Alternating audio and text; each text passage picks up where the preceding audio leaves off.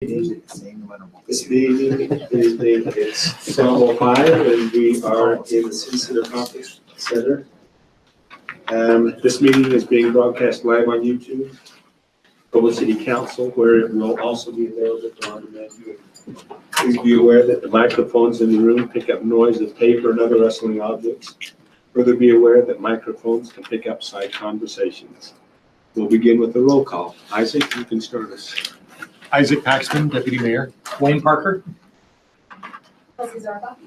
David Harding. Gary Winterton. Elizabeth Vanderwerf. Sewell. George Handley. Gabe Connect. Brian Jones. Cliff Strachan. Thank you. We will excuse George Stewart and Gabe Van Buren. He is actually on his way to Salt Lake to be introduced to. So that's where he is today. He'll be here a little later. Chief Miguel is offered to say our opening prayer. Thank you very much. Our dear Heavenly Father, we gather on this beautiful day, so thankful for the many blessings which Thou hast given to us. We are thankful for the snow that has fallen upon the earth, and thankful for the nourishment that it provides. We pray that Thy Spirit would continue to bless us, that we might have continued moisture, that we might be prepared for the spring and summer. We're thankful to be here this day. We're thankful for our leaders, for the charge that they have accepted to lead and to guide the city in a manner that would be pleasing unto Thee. Again, we ask for Thy Spirit to be with us this day in this meeting. We might have a peaceful conversation, and that it might be, again, pleasing unto Thee. We give thanks and we ask for these things humbly in the name of Jesus Christ. Amen. Thank you, Chief. It's proposed that we approve the following minutes. January 16th, 2018 council retreat, January 23rd, 2018 work meeting, February 20th, 2018 work meeting. Are there any objections or changes to those minutes? There's one more actually. The March 1st, 2018 joint meeting with the Forum Council. I don't know why that's not on here. Okay, But it's on the agenda. it's on the agenda. Thank you. I appreciate that. We'll include that one also. Any corrections or changes to that? Those. If not, I'll declare those minutes approved by unanimous consent. Okay. We acknowledge the amazing turnaround time that Ed Workin had on those that joint meeting. Turned around the same day and got it published so we could approve today. Thank you very much. That's great. Before we proceed with the agenda, I would like to remind those in attendance that although this is a public meeting, only presenters and those seated at the council table may speak or ask questions unless otherwise allowed to in the chair. We will begin with item number 1, an update on the Victim Services Grant. Courtney Hughes. She's not here right now. I just sent her an email to see if she was looking at the. Okay. Go ahead and jump to number 2 if you We'll like. jump to number 2, a discussion on the proposal on reestablishing a youth council program. And Cliff will turn that to you. Okay. Helen? Come on up. Stand by. Waiting for the slide to come up.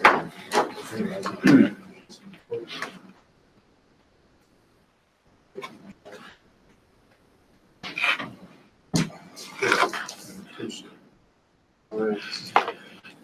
So, council members, this is Helen Patterson. Do you want to slip to number 2 for a minute? Another second slide.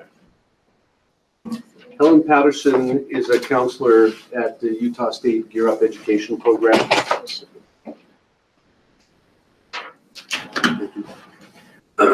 It's a federal program. She's a BYU MPA. Go why. She's been involved in the school system for a number of years, and she's also been involved in the community on various councils. She approached us 2-3 months ago. She recognized that we had on our books a youth city council provision and program, and it's been dormant for some years.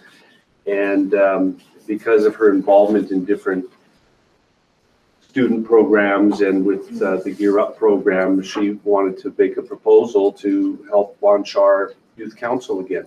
So we wanted to just give you a quick presentation and tell you about the program that's envisioned.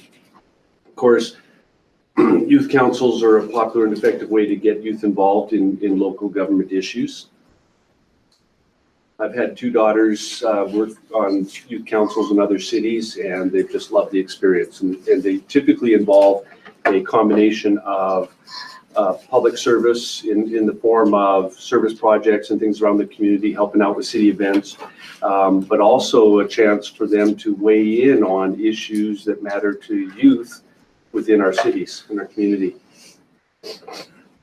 So basically, this is the highlights of our ordinance.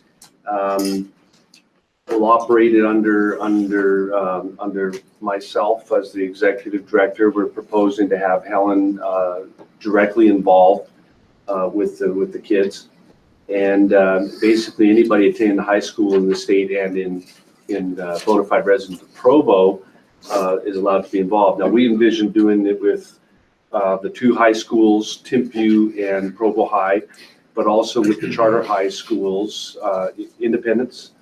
And I understand that there's a Walden school that also has K-12 that would be involved. Yeah, there's several. Okay. These are some 6 keys to creating an effective youth council.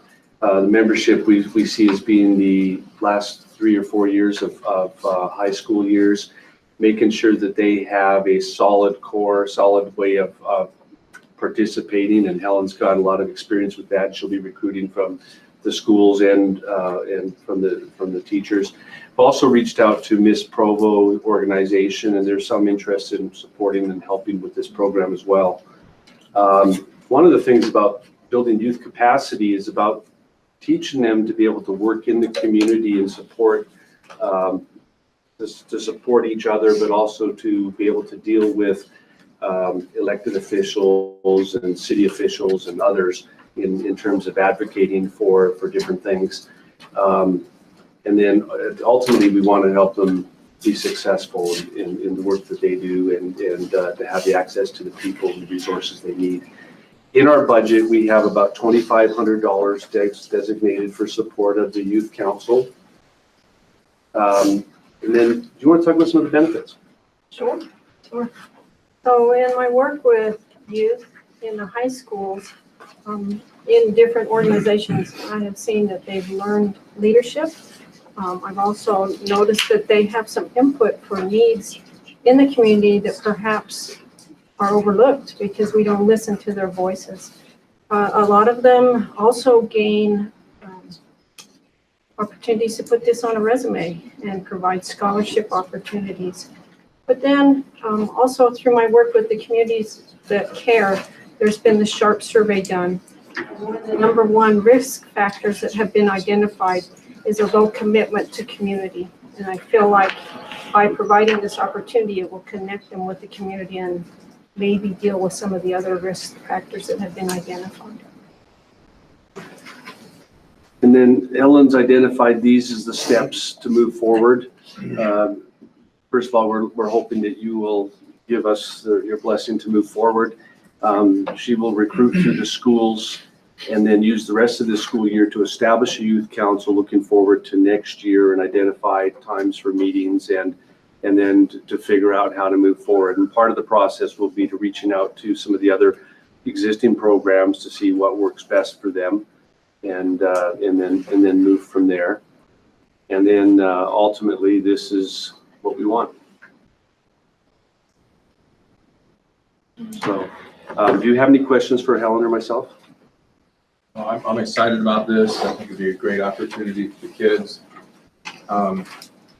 One idea that I just thought of sitting here is there hopefully are opportunities for them to get involved, like when we do Paint Your Heart Out projects, in usually downtown neighborhoods. They could participate in one of those, different activities that they can see what's going on in the community. It would be interesting. I don't know what the authorities would say, but they have, I believe, young juveniles that are offenders that are brought out to clean up graffiti. Mhm. And if that was appropriate to have the youth council work with them on cleaning up graffiti, that might be a positive interaction between the two groups that are pretty much the same age. Absolutely, and that kind of goes along with the youth court, where the youth bring in these first-time offenders and actually pass sentence on some of the things. So I think it goes hand in hand with what we're talking about, positive peer interaction.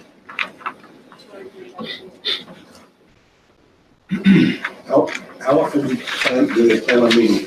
Well, in the current ones, I've spoken with Brett Nilsson, who does Springville Youth City Council. They meet once a month. In the past, last year, we did a youth focus group. We tried to meet twice a month.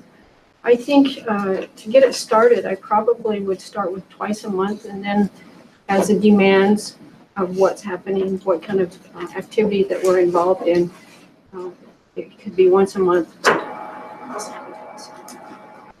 And in Springville, they meet at their city building in the evening once a month. What does first of all, I'm fully supportive, and I think you would be fabulous, so I think this is a great idea. I'm curious just what the interaction with the city council looks like. with So these kids. years ago, it's probably been 10 years ago. It's a youth council. The students for, and they actually came, they attended meetings, and learned how some of the decision making. We would like to see some of these youth, because not all of our youth are involved in church service. And so this is, or church leadership. So this is another avenue that I had wanted to provide to students. But I really want to see them have a voice, be involved in what's happening. Maybe, like, some of the things that are happening in schools. That we could have another avenue of communication. I mean, does it pair up with there's more of them than there are of us, but is there some sort of mentoring relationship that we would have with them? Yeah, maybe there will be. I hadn't thought about that, but, depending on their level of commitment and their direction where they want to go, that would certainly be a So hopefully they'll get an overview of the issues that the city and the council and the administration are dealing with, whether it be West Side growth, trying to preserve agriculture, clean air, traffic, housing. We're dealing with a lot of tough issues, and depending on the group, they may want to focus and their attention on one or two particular issues that they are interested in, and dig in and come back and give us perspective based on their research or involvement. Absolutely. And the other thing that I see with youth is they say, well, we've got this problem, this problem, this problem. Why don't they fix it? I don't think they understand you can't fix some things just with an overnight say, let's fix it. There's a lot of red tape and there's a process. And that's another thing I'd like to have them exposed to. And some of the issues they'll be exposed to will be extra jurisdictional. They won't necessarily be city issues. They might rise to the county, even the legislature. I think this is a great idea, and I just wanted to express appreciation for your willingness to volunteer and help us kind of kickstart the engine that's gone cold again, get it going again. Well, thank you. You'll find that the youth of Provo are pretty much my passion. And so this is just another avenue that I can help them. So, Just a question, and I apologize for being late, but with the new youth council put in place, I've read about these across the country. Some of them do incentives where if the youth council only misses like one time, they get a $500 scholarship at the end of their term. Did we talk about any type of an We incentive can talk about program? that, but you're talking to the right person because I'm a huge supporter. Yep. Nonprofit scholarship program. I worked hand in hand with Kara Schultz, and I'm Yes. actually, and you just got yourself invited, I'm putting together a mastermind group with local business people because I feel like they also need to take ownership of the community and helping provide hope and education and keep our youth here, working here and supporting the community. So, I've met with her too. She's fantastic. Okay, me and my big mouth. yeah, it happens that I way. keep eating now. No, but that's a great idea. And I really have been working hard on funding for the Provo Promise. And that's a scholarship fund to provide at least 2 years of tuition for any graduate from a Provo School District high school. Thanks for bringing that up. Now, I've seen a number of expressions of support. Could we have just a simple motion to authorize us to move forward with Helen to run the program? I'd be thrilled to make that motion. Second. Okay, we will call for a vote then. All in favor? That is unanimous with Kay Van Buren, George Stewart. That's it. Thank you. Well, thank you. Thanks. Mayor, welcome. Thank you. I see you across the way starting and I start to feel anxiety, but I have to hurry and finish up the loose ends. Very good. We just received a note that Courtney Hughes from Victim Services will not be able to make it. She had a family emergency. And I don't see Chief Ferguson here. Yeah, you know, I reached out. I haven't seen him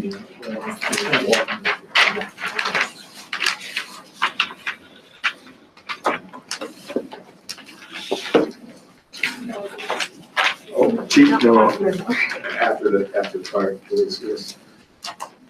I hate to hold, I'd be glad to do, if you're ready, you want to just go ahead? We can do that. I just wonder whether, they're just right here. I hate to have them wait for 40 minutes to do that. Like I said, I don't think he'll have a much longer presentation. Okay, let's go with Chief Miguel. This will be item number 4, a presentation on the fire department and potential budget requests. Well, good afternoon. I appreciate the opportunity to be here and talk a little bit about the fire department. Now,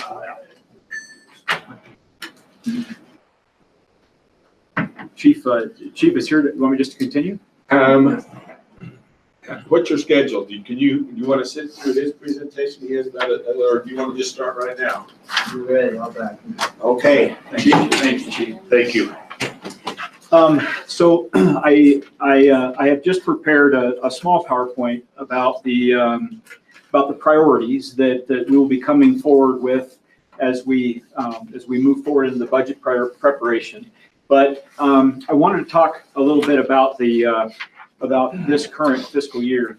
I'm very pleased with where the fire department is, both culturally and the improvements that have been made, the support that we've received from the city council, and there are a few specific areas that I want to draw attention to. When I arrived, we were just beginning to start the receiving of our fleet, of a new fleet. Because of the economic downturn several years ago, the fleet had been delayed, and I'm pleased to say that currently we have our 5 frontline ambulances that are in service are all less than 3 years old. We just put 2 of them into service about 3 months ago, and we just received a brand new engine. The engine arrived. It's been placed into service at Station 4 out on Center Street in 2050. In addition to that, in April, we will receive a new ladder, new ladder truck. So basically, we are just an engine and a ladder truck away, which are scheduled in the next fiscal year. We are just that far away from having a new fleet that any fire department would be so pleased to have. And I want to express appreciation to Public Works and to our fleet manager, and because the product that we've received and the way that it has been done has been fantastic, and we're very appreciative.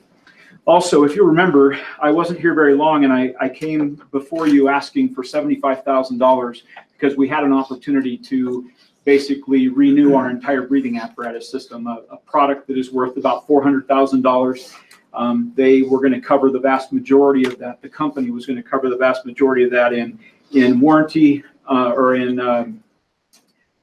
warranty, and then we were asked to buy the new masks. And so I'm pleased to say that one of our most critical tools, our breathing apparatus, that system is brand new. It's been placed in service about 9 months ago, and we could not be more pleased with that. So there are some real positive things that are happening. We've had changes at the dispatch center with you authorized some software money, and some things have been done that have been very, very productive. So we appreciate that support.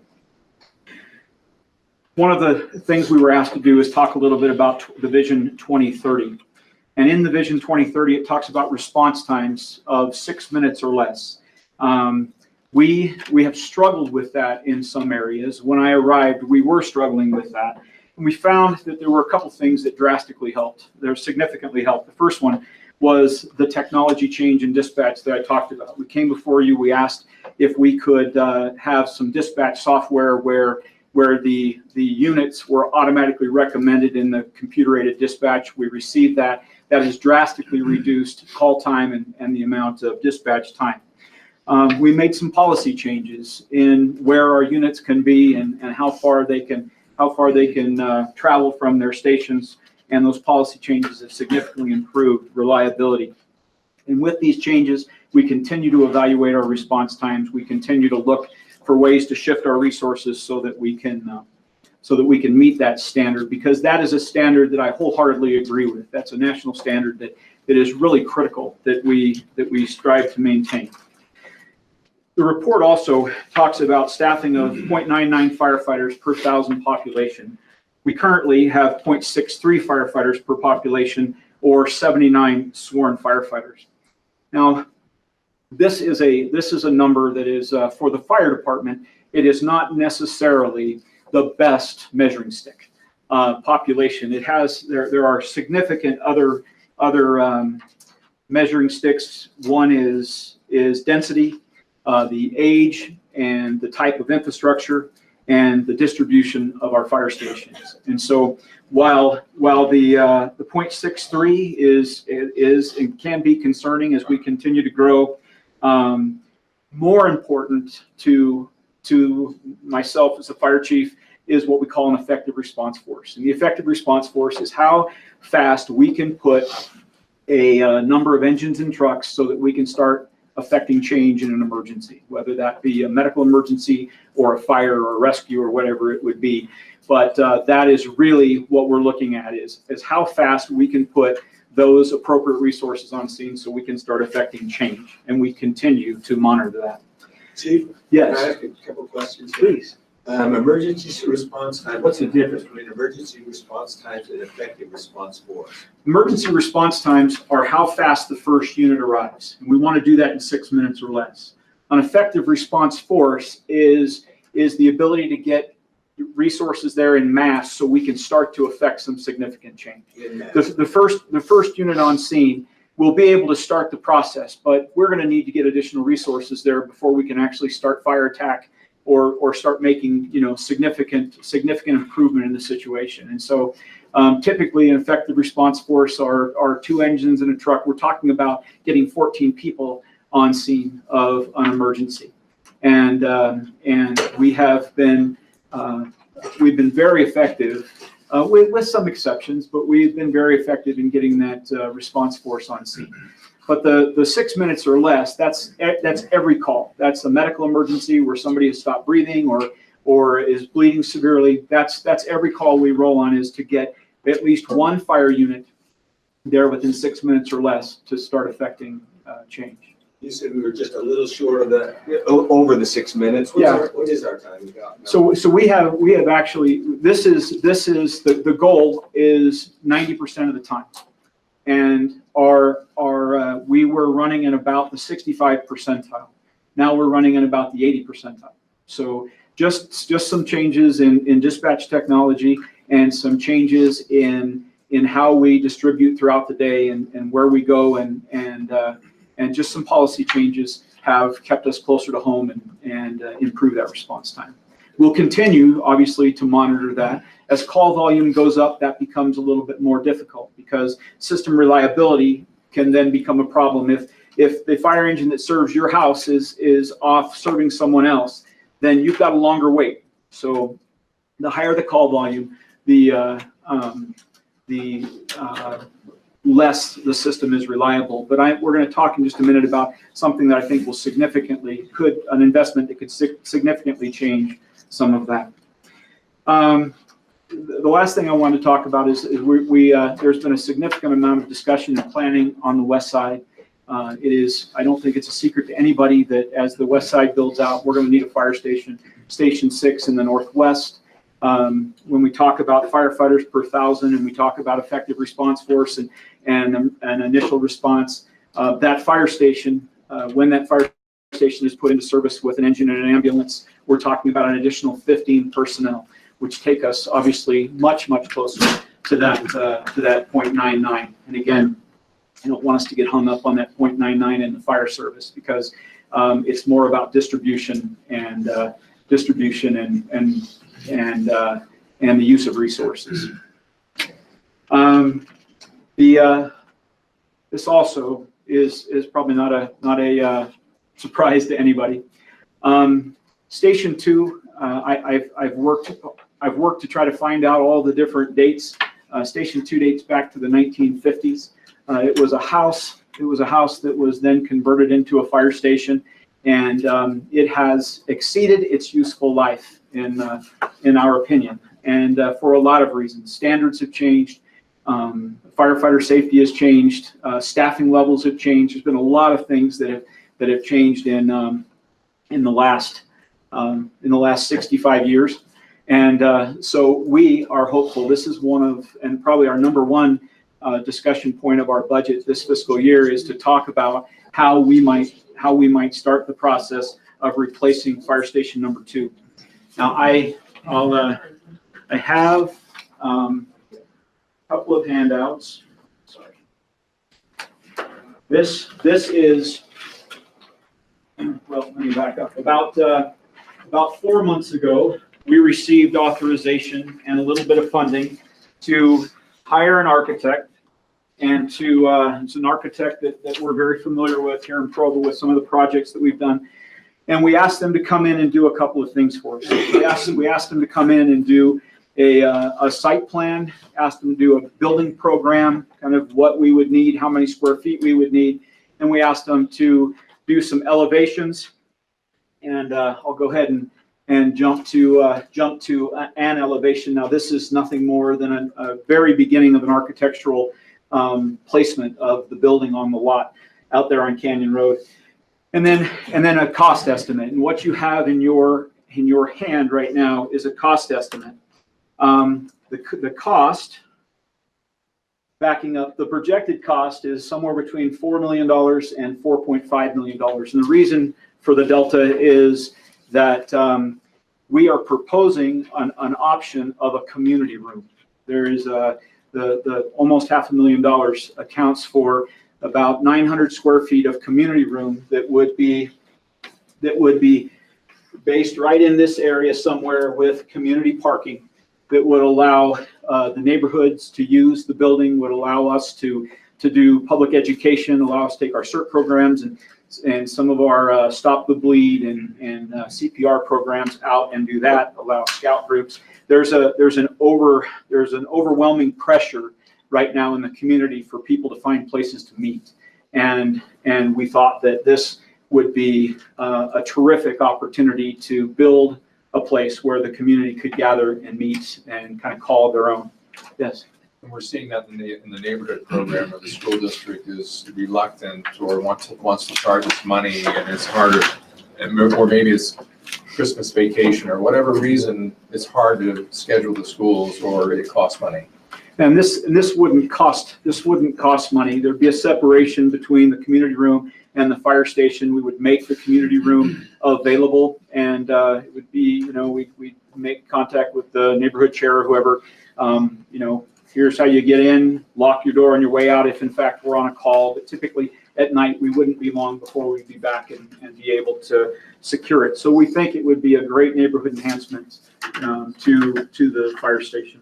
And so that is the difference in the price. And you can see this is just something that the architect prepared for us, just kind of as a starting point. The fire station is about 10,000 square feet. That is with an apparatus bay that is a little bit larger than the current apparatus bay.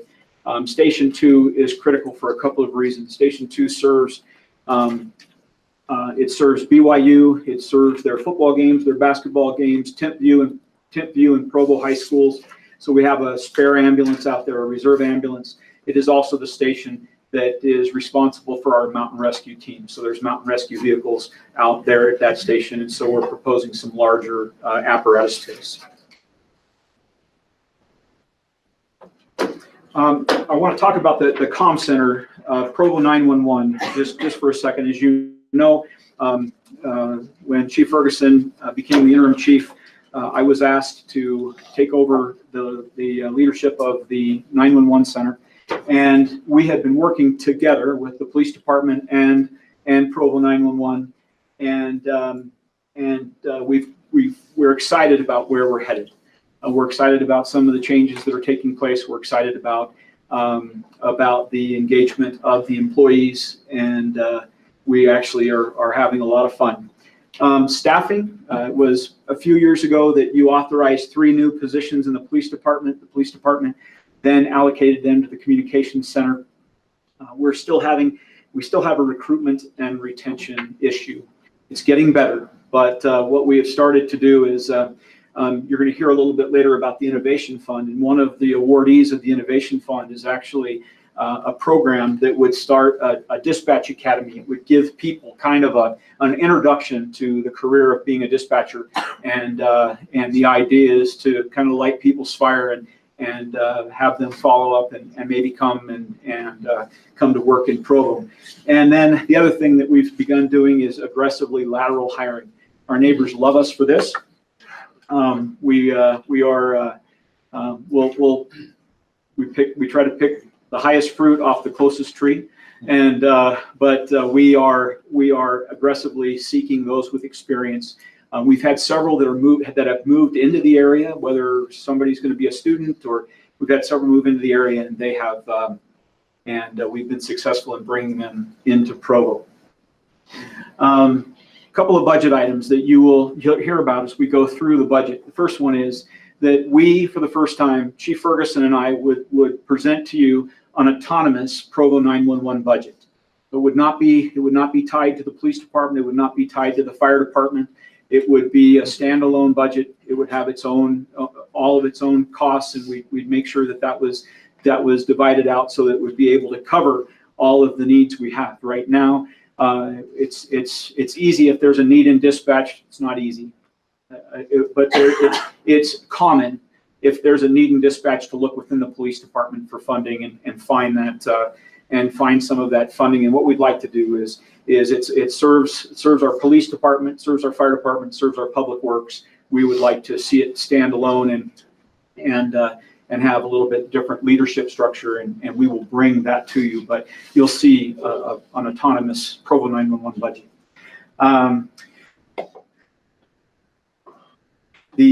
A couple of upgrades that we hope to talk about, and this is not solely dependent upon the general fund. There are state 911 funds that we receive, and we do have some money in those funds, but we are going to be asking about some new consoles. There is tremendous advancement in the consoles that our dispatchers sit at. They sit 10 to 12 hours a day at those consoles. They find themselves trying to stand up so they can get on their feet.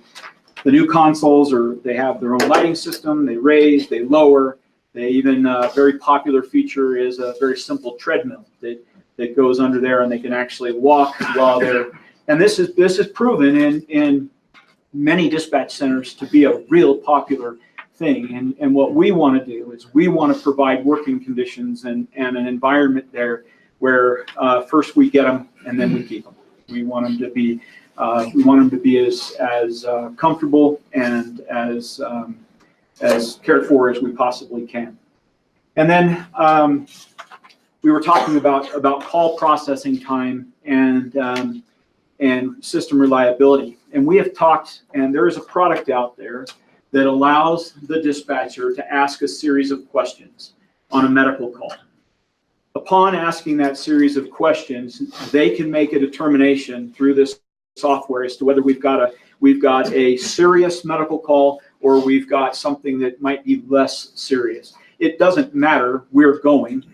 We are the paramedicine in the city, and we're going. But what it might allow us to do is reduce response to some of those non-critical incidents.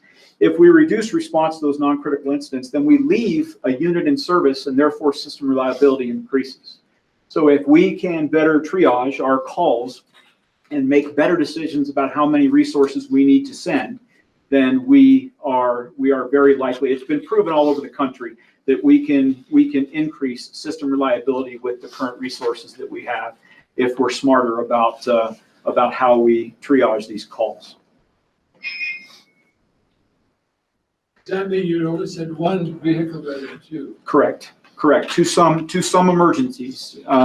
There are many where we arrive and the ambulance goes in. They take a look at the patient. They do a very quick assessment and they send the engine away, and the ambulance just takes care of it. We think we can do some of that in the dispatch center and not have to actually wait till we get there. That'd be a huge deal. Yeah, we believe so also. And many of us have wondered why we always have two there. Well, there are many times where two are necessary, but this would allow us to cull out that percentage where it's not necessary, and therefore we would send an ambulance, we would leave a fire unit in service, and again, that improves system reliability. So you've been hearing for several years about the radio changes that are coming at UCA, at Utah Communications Authority. Well, for several years they've been talking about going digital, going only digital, and needing to make some changes in our radio system. And they continue to kick that can down the road, and evidently it's hit the last wall because they want to make that change. UCAN plans on making that change in February of 2019. We have three types of radios. We have legacy radios, which as of February of 2019 will no longer work on the statewide system. We have phase one radios with programming with what they call flashing. Those will continue to work on the digital system. Then we have the phase two radios. Those are radios that have been purchased in probably the last 18 months to 2 years, and they're fully compliant. We started, once we saw this change, we started buying the compliant radios. So we have those three. What you see here are the entire city, and I was asked to lead this project with IS, and so this is the entire city. I should say general fund accounts. There are some enterprise fund accounts that are not accounted for here, but are being taken care of by the enterprise accounts. But the total number of radios that we will need to purchase by February of 2019 is 241 at an estimated cost. And there are several different models that are purchased. There are mobile, there are police radios, fire radios, and they all vary in cost. But we did an analysis, and the need is $774,000. That's the bad news. There's a little good news. In this last budget year, fiscal year 2018, the Utah Communications Authority, out of state 911 funds, began to pay our subscription fees for our radios. We had budgeted $165,000 per year for those subscription fees plus the trunk connection. They have told us that for the foreseeable future, And part of the reason they're doing this is because they know this kind of investment needs to be made. They are paying our subscription fees. We still have to pay the trunk, we still have to pay the major connection or the main connection, which is about roughly $14,000. What that leaves us in our fund is $151,000 per year that was paying subscription fees that is no longer needed to pay subscription fees. That started in 2018. So in fiscal year 2018, there's $102,000 left. The delta was spent on fire portable radios. We were in a situation where we came and we got a supplemental for some of our radios, and then we got 13 additional radios. And so the other $49,000 was spent on fire radios at the first of the fiscal year. 2019, $151,000. So by the time we're required to make the change, we will have $253,000 of potential funding. Obviously, it needs to be allocated, but it is savings from the subscription fees. So that leaves us with a difference of $525,000. And again, this is somewhat information only, keeping in mind that in future years, we would continue to have, they're telling us that they're going to do that for the foreseeable future. So we would have that $151,000 for the foreseeable future. So it would require us to be able to put some money up front and then ultimately just reestablish that with those funds as they are created every year. See, but we'll have to come up with that to start with, right? That's correct. I mean, then maybe reimburse. That's correct. We'll have to come up with the $525,000 or in that general area. Yes. Mr. Borgett's got a plan. Working on it. He's always got a plan. Working on it. The last thing I would like to speak about is some of the costs that I see on the horizon. The fire department has some very, very expensive equipment, and we don't have a system in which we put away money every year and amortize that in a capital fund. And what I'd like to present or at least have some discussion about is developing a capital fund for I'll say fire, but we have talked to Chief Ferguson about this and for public safety. So we can take some of those larger costs that are not fleet costs, because those are already in a capital fund, and actually develop a capital fund for equipment. That way, I won't be coming to you in 4 years and saying, I need this, and by the way, it's $210,000. There will already be money in the bank that we can, that will pay for much of it or all of it. These are the major items. We've got a self-contained breathing apparatus system. We just bought a new one, but it's in 12 years, roughly 12 years, it'll need to be replaced. So I don't want to be the one to come in 12 years and ask for $400,000 because I've been asleep at the switch. LifePack 15s, these are our EMS monitors. And those are about $40,000 a copy. Our SCBA compressor, $60,000. Our technical rescue equipment, $90,000. And CPR devices, $125,000. So what I've done is I've divided this out, and with that schedule and with that amount, the annual CIP contribution, in order to have those funds there when we needed them, would be about $105,000. But I wanted to bring to your attention that there are going to be some big asks in the next 3 to 12 years that are currently not funded. And that's all I have. May I answer any questions for you? Please. So I saw in the news the other day, I think it was San Francisco Fire Department, where they were experiencing like 15 times the national rate on cancer because of inadequate breathing protection, breathing apparatus, and even sometimes the stuff coming through the skin, because it's just like a toxic soup that you're walking through. Exactly. So there are a variety of things that are being done to reduce the risk. Where and when we wear our breathing apparatus, there are, the way we care for our breathing apparatus.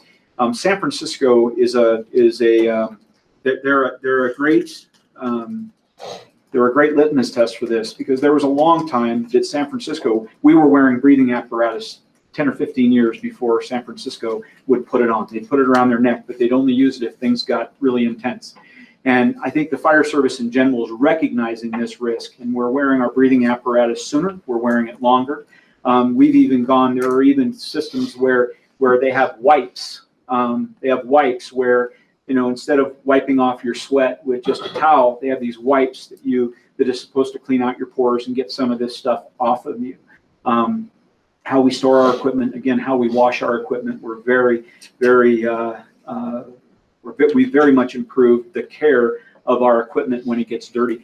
It used to be that the dirtier the better, and now we make sure that it was a symbol of pride if your helmet was filthy dirty, and those things are changing because of those cancer rates, and that's a nationwide statistic. San Francisco, I think, probably higher than some, but yeah, we are taking action as fast as we can.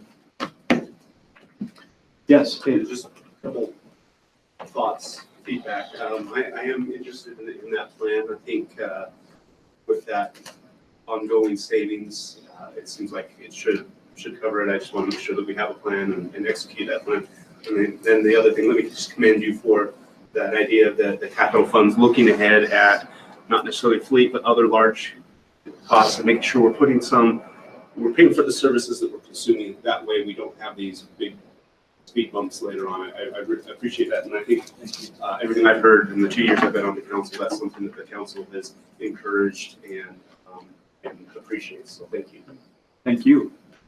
Chief, are those capital improvement funds actually going to be in your budget? Have you got that allocated, or is this an ask that you want to? That is it's a plan that would need to be funded, and it wouldn't necessarily be in the fire department budget, but it would exist someplace. It would exist someplace, so when these capital equipment expenses came forward, that money would either it would all be there, or at least a significant amount of it would be there, so that the ask would not be so shocking. Ask for new funding also for that, then, basically. Yes. Also, that dispatch area, I guess it's good to not have windows and so there's no distractions or anything, but it's down there. Yeah, it's not. I know Chief Ferguson is going to speak about that, but it's not a good situation for our dispatchers for many reasons. It's just and as we start to talk about other options, I know Chief Ferguson's got some of that in his presentation today. We've spent a lot of time talking about environmental issues at the dispatch center. It's a tough place to be in, to work 10, 12 hours in that dungeon. It's pretty tough sometimes. We'd like to bring in some sunshine, that's for sure. Anything else? Thank you very much. Thank you, Chief. Appreciate that. Chief Ferguson, I think we'll go back and thank you for being a little patient with us. We had somebody cancel, so we started a little earlier. Thank you.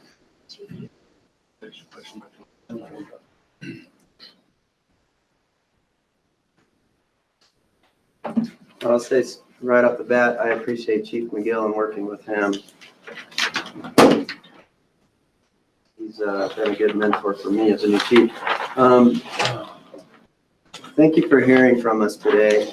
I want to introduce a couple of people I brought with me. Lieutenant Brandon Post is currently our graveyard commander, but he has also worked with our budget in past years, with the police department for a little over 17 years. Chief Brian Wolken is currently over our budget. He's been with the police department for 21 years. And in the back, Kristen Kraft, my assistant, who couldn't do anything without, so I appreciate them being here. Our presentation, each of the lieutenants will take a portion of the presentation to relay to you. But I do appreciate your service to the city and the opportunity to represent this police department, which has been my police department for 27 years on the 15th of next month. So I'll be celebrating that. I will say this, because of recent media events, I just want to tell you a little bit about the culture of the police department, that we're forward looking. We've been going through this for a little while now. and I think I may have even said this before, but my orders to the commanders and the commanders' wishes is that we just continue to press forward representing this great city. And so our strong commitment to community-based policing efforts remains, and it has recently been upped. And we expect a lot of our officers, and yet they give 100% every day. So we really appreciate them. There are a lot of moving parts to a police department in today's world. Society continues to look for answers to subjects like active gunmen, school safety, homelessness, mental health, loitering, drug addiction, gang violence, traffic safety, airport security, anti-terrorism, crime reduction strategies, suicide prevention, cybersecurity, and even crossing guards. My presentation today is going to highlight 3 of the objectives spoken of in the 2030 vision that I believe as chief of police are critical at this time for us to be able to continue to be one of the safest communities in the United States, and for our police department to continue to be able to do those things. If you can go back to that back slide. While I was speaking, this is our mission statement. And it really is our charge to our department and to our community. We are a community-based policing department, and it's part of our recruitment strategies. You may have seen recently in the news that recruitment is very hard in police departments anywhere. Well, we truly believe here that if our officers serve the community, if they truly serve instead of just take calls and they get to know their neighbors and get to know the people that they serve, that they'll all of a sudden feel a professionalism that a lot of police departments just don't feel. My references today are going to be pulled from 2030, of course, and then I'm going to be referring to a PERF report, which is the Police Executive Research Forum, who did a study of our police department in 2012, and I'm really using that platform for much of today's presentation in Citygate 2012. This is a statement from the PERF report in 2012, and it still is true today, that Provo patrol officers are busy. They have little time to engage in community policing and problem-solving activities. Of special concerns are those instances on weekend nights when the average time consumed is over 100%. There is little margin for officer safety. Other than supervisors, no additional officers are available. That was in 2012. In 2018, that rings true today. That is why I lose sleep at night, because of that, my officer safety. And I'm going to show you a video a little bit later that's going to illustrate what my officers are going through on a daily basis. And I think it's obvious now, I am going to be asking the mayor for more officers. Objective 1 from 2030 that I believe is critical right now to the police department in order to keep this city on track. And that is to ensure the safe travel of motorists, to reduce the number of traffic accidents and traffic-related accidents, and to maintain an environment that flows. The influx of people, I don't know what the numbers are, and I don't know if anybody's ever really figured it out, what the city swells to during a day. I think I took everything off of a census of 117,000 residents, but I would dare to say that this city's population swells to close to 300,000 on business days when BYU is in session. So it puts an impact on our traffic. Next slide. You got it. We do not have, I put traffic citations up here for you to look at what we've done from 2013 to 2017. We do not have a quota in the police department.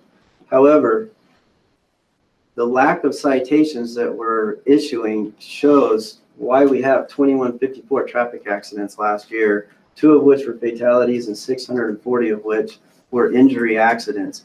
Our officers are so busy responding to 911 calls that we do not have time to go out and work school zones, work DUI blitzes, work the corridors where we're experiencing large numbers of accidents, because they're literally going from call to call.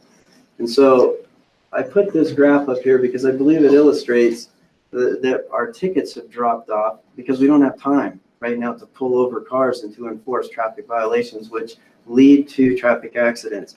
I know this works. I'm not a highway patrolman, but I do know that this works because in 2013, I believe it was, when I was a patrol lieutenant, we saw so many accidents on the corridor of University Avenue between 600 South and Bulldog Boulevard that we decided to do a blitz, if you will, along that corridor for 1 month, where we took our traffic team, we asked Highway Patrol to come in and help when they could, and we enforced traffic violations on that corridor. And most of them were what I call Facebook blue. You can see them when they're driving down the road, and you can see that Facebook blue when they're looking at it. But it's distracted driving, which is maybe even worse than DUI because there's no reaction time when you're staring at anything.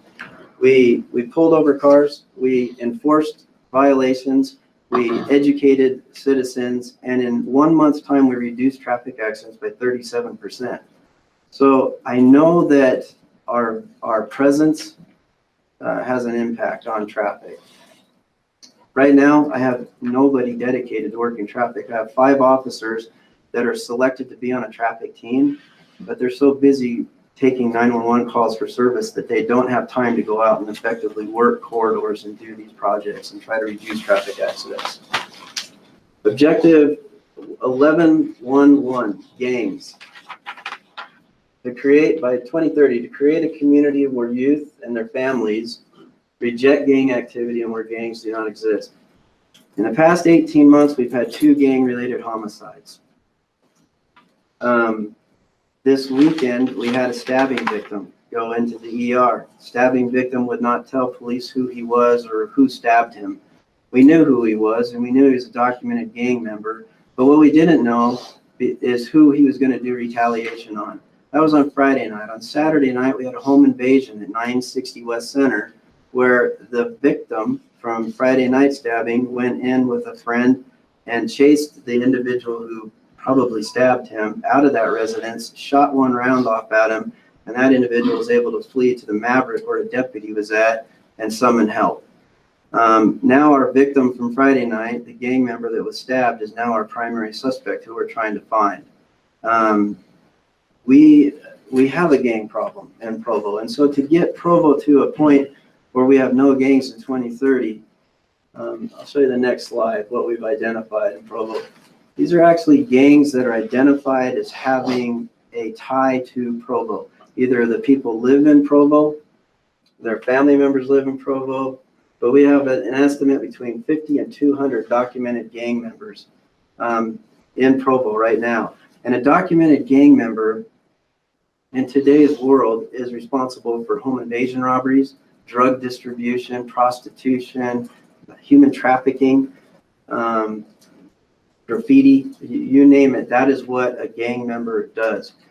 We have these gangs. These gangs all have ties to bigger cities like Los Angeles, Salt Lake City, Las Vegas. And there is no wall around Provo, of course. And so these gangs are transient and they go all over the place.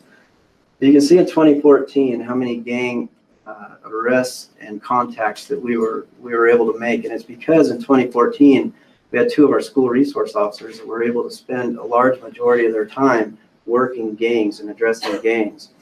That fell off sharply due to school violence and other things, the projects that our school officers are doing now. So in 2017, we're so far below where we should be right now. And right now, ladies and gentlemen, I have 0 officers dedicated to working gangs. And to be brutally honest, that's a failure rate. That's just failure mode. If I'm going to get this city on a trajectory to meet the 2030 vision, had I had gang investigators working the night of the stabbing, for instance, they may have been able to go to the hospital and know more about who that victim was. When you have gang investigators who know who is stealing drugs from somebody, who is sleeping with somebody's girlfriend, who's doing whatever, you can almost predict the violence that's going to come. I'm not saying we could have predicted it or prevented it, but we may very well have. And luckily, we avoided a homicide Saturday night. Cyber crimes. cyber crimes is not on the 2030 vision. Josh is here in the back from IT, and he and I have talked about this. I was approached by our local FBI RA office probably 6 months ago to join a cyber crimes task force that the FBI is going to begin, and they're going to be housed out of the Provo FBI office. We're having cyber attacks on our businesses, I'm told, on a weekly basis, the FBI says. And this is something like somebody hacks into a large company and finds out who the finance person is, finds out who the president is, and then fires off a fictitious email, maybe to finance, transferring $100,000 to some offshore account. And then they connect the dots on Monday that never should have happened. And then the FBI finds out about it. It could be a cyber terrorism attack on our city. We have nobody in the city currently dedicated to working cyber crimes. I have a detective division, but they do not, we have no detectives that are currently completely up to speed on cyber crimes and how to protect the city from cyber threat. As chief, I'm telling you, I believe we need to be part of this. We need to be part of this task force. It will give us the networking we need with the FBI in case we do have a cyber attack against the city. It will build the skill set of our officers, and they will pay in large for most of the training back in Quantico and about. Josh, I appreciate you being here. Do you have anything you'd like to add to that? Just saying, yes, it is a real thing, and I would say it's not a weekly event, it's an hourly occurrence. Just as an example, when we turned up our city view system, we had over 50,000 attack attempts against our site within the first week. They're very active out there, and there are no walls.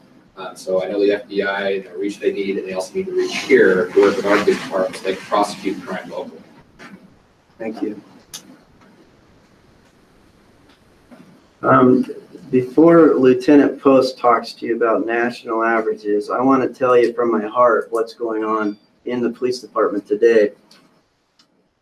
In 2016, we had 6 officers injured, affecting arrests. So in 2017, I had 18 of my officers were injured. And that goes from broken wrists to needle sticks to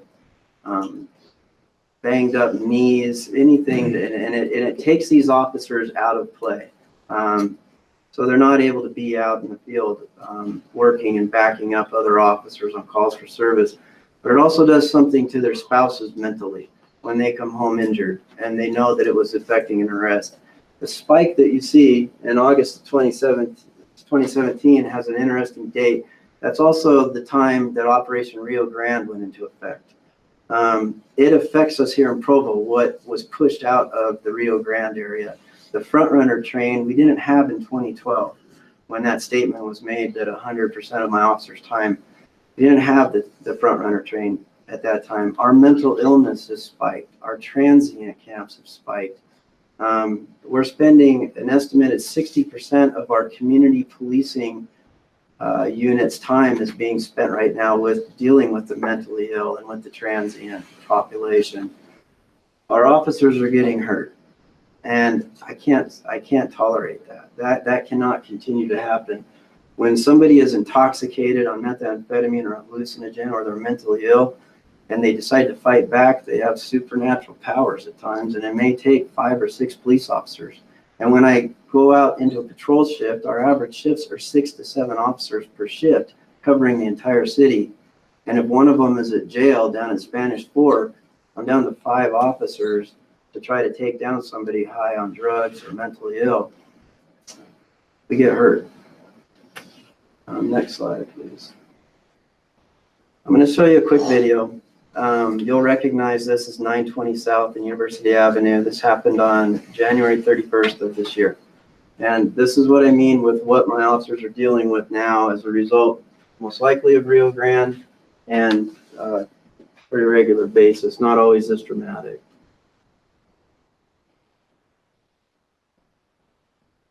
And there may be a little language, I apologize. This is our body-worn camera system, though.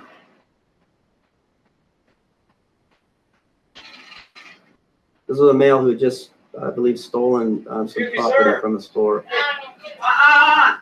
Hey. That's a knife you No, picked no, no. up. Put it down. Drop it. Hey, bro. 78.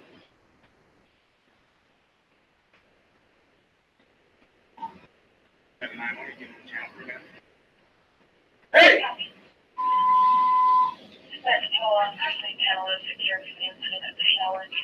Yeah, Tango? Tango. Tango is a taser. He's asking her to pull Hey! Tango.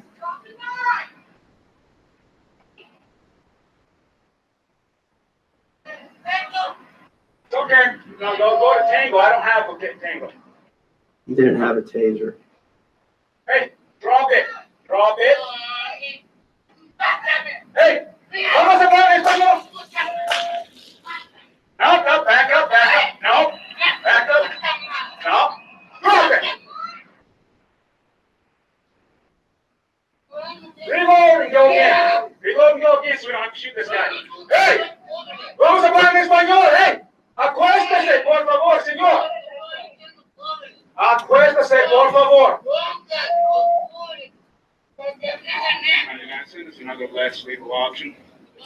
The taser didn't work twice because of his coat. Hey, no vamos a pegarle. Hey, no estamos jugando así. No. Deténgase aquí. We're on 920. He's about 50 west.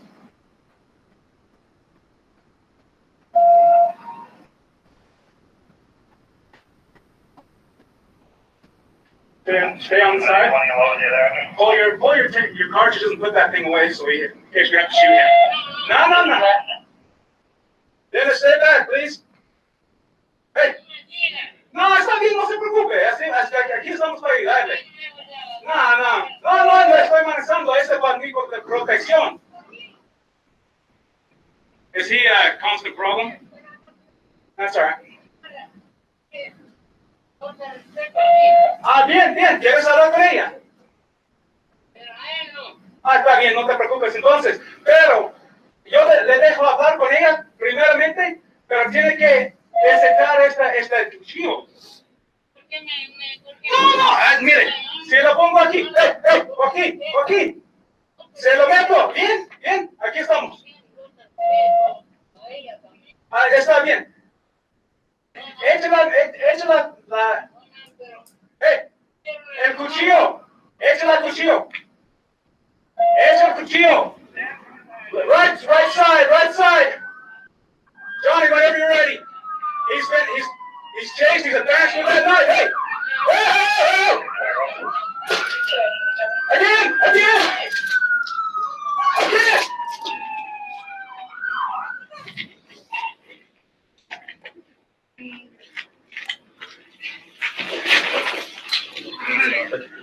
Please stop it there. Thank you. So just to be clear, he was shot 3 times with a shotgun, but it was a beanbag gun. It was not a real round gun. But you can see how much time had to expire before we could get another option there because the taser just didn't work. That's the stress that these officers are under on a daily basis when you deal with the mentally ill. There's a 21-foot rule in law enforcement that we have to keep from a person with an edged object.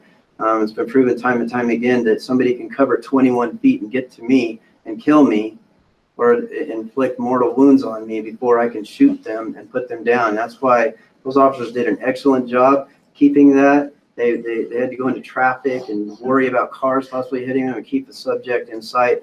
That's stress that when our officers go home at night and they're tired, it's not from lifting heavy objects, it's that. And then to go back and have to process a report and document everything and deal with that subject, either at jail or mental illness, psychology places, it gets overwhelming. I'm thankful that those officers were not exhausted, that they hadn't been working overtime shifts the night before, because we all know how our decision skills get when we making skills when we're tired. Mental health consumers. I'm going to try to get going through this for your time's sake really fast. You can see the spike in our mental health cases from 2013. And remember, I'm using the PERC report from 2012 that said at that time you need 120 officers. and we are currently at 107. We were at 103 in 2012.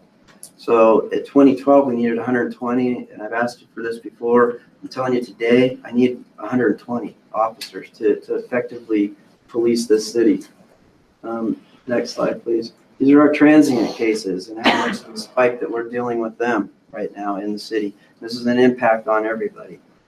It is not illegal to be homeless, and it is not illegal to be mentally ill. And so we have to protect their rights too. But when this kind of thing happens, it heightens it.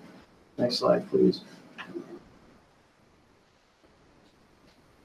These are some of the transient camps that we try to go out and clean up, but this is my community policing team. If any of you have been to our Citizens Academy, you'll know that team, and they're spending up to 60% of their time just cleaning these dump sites up.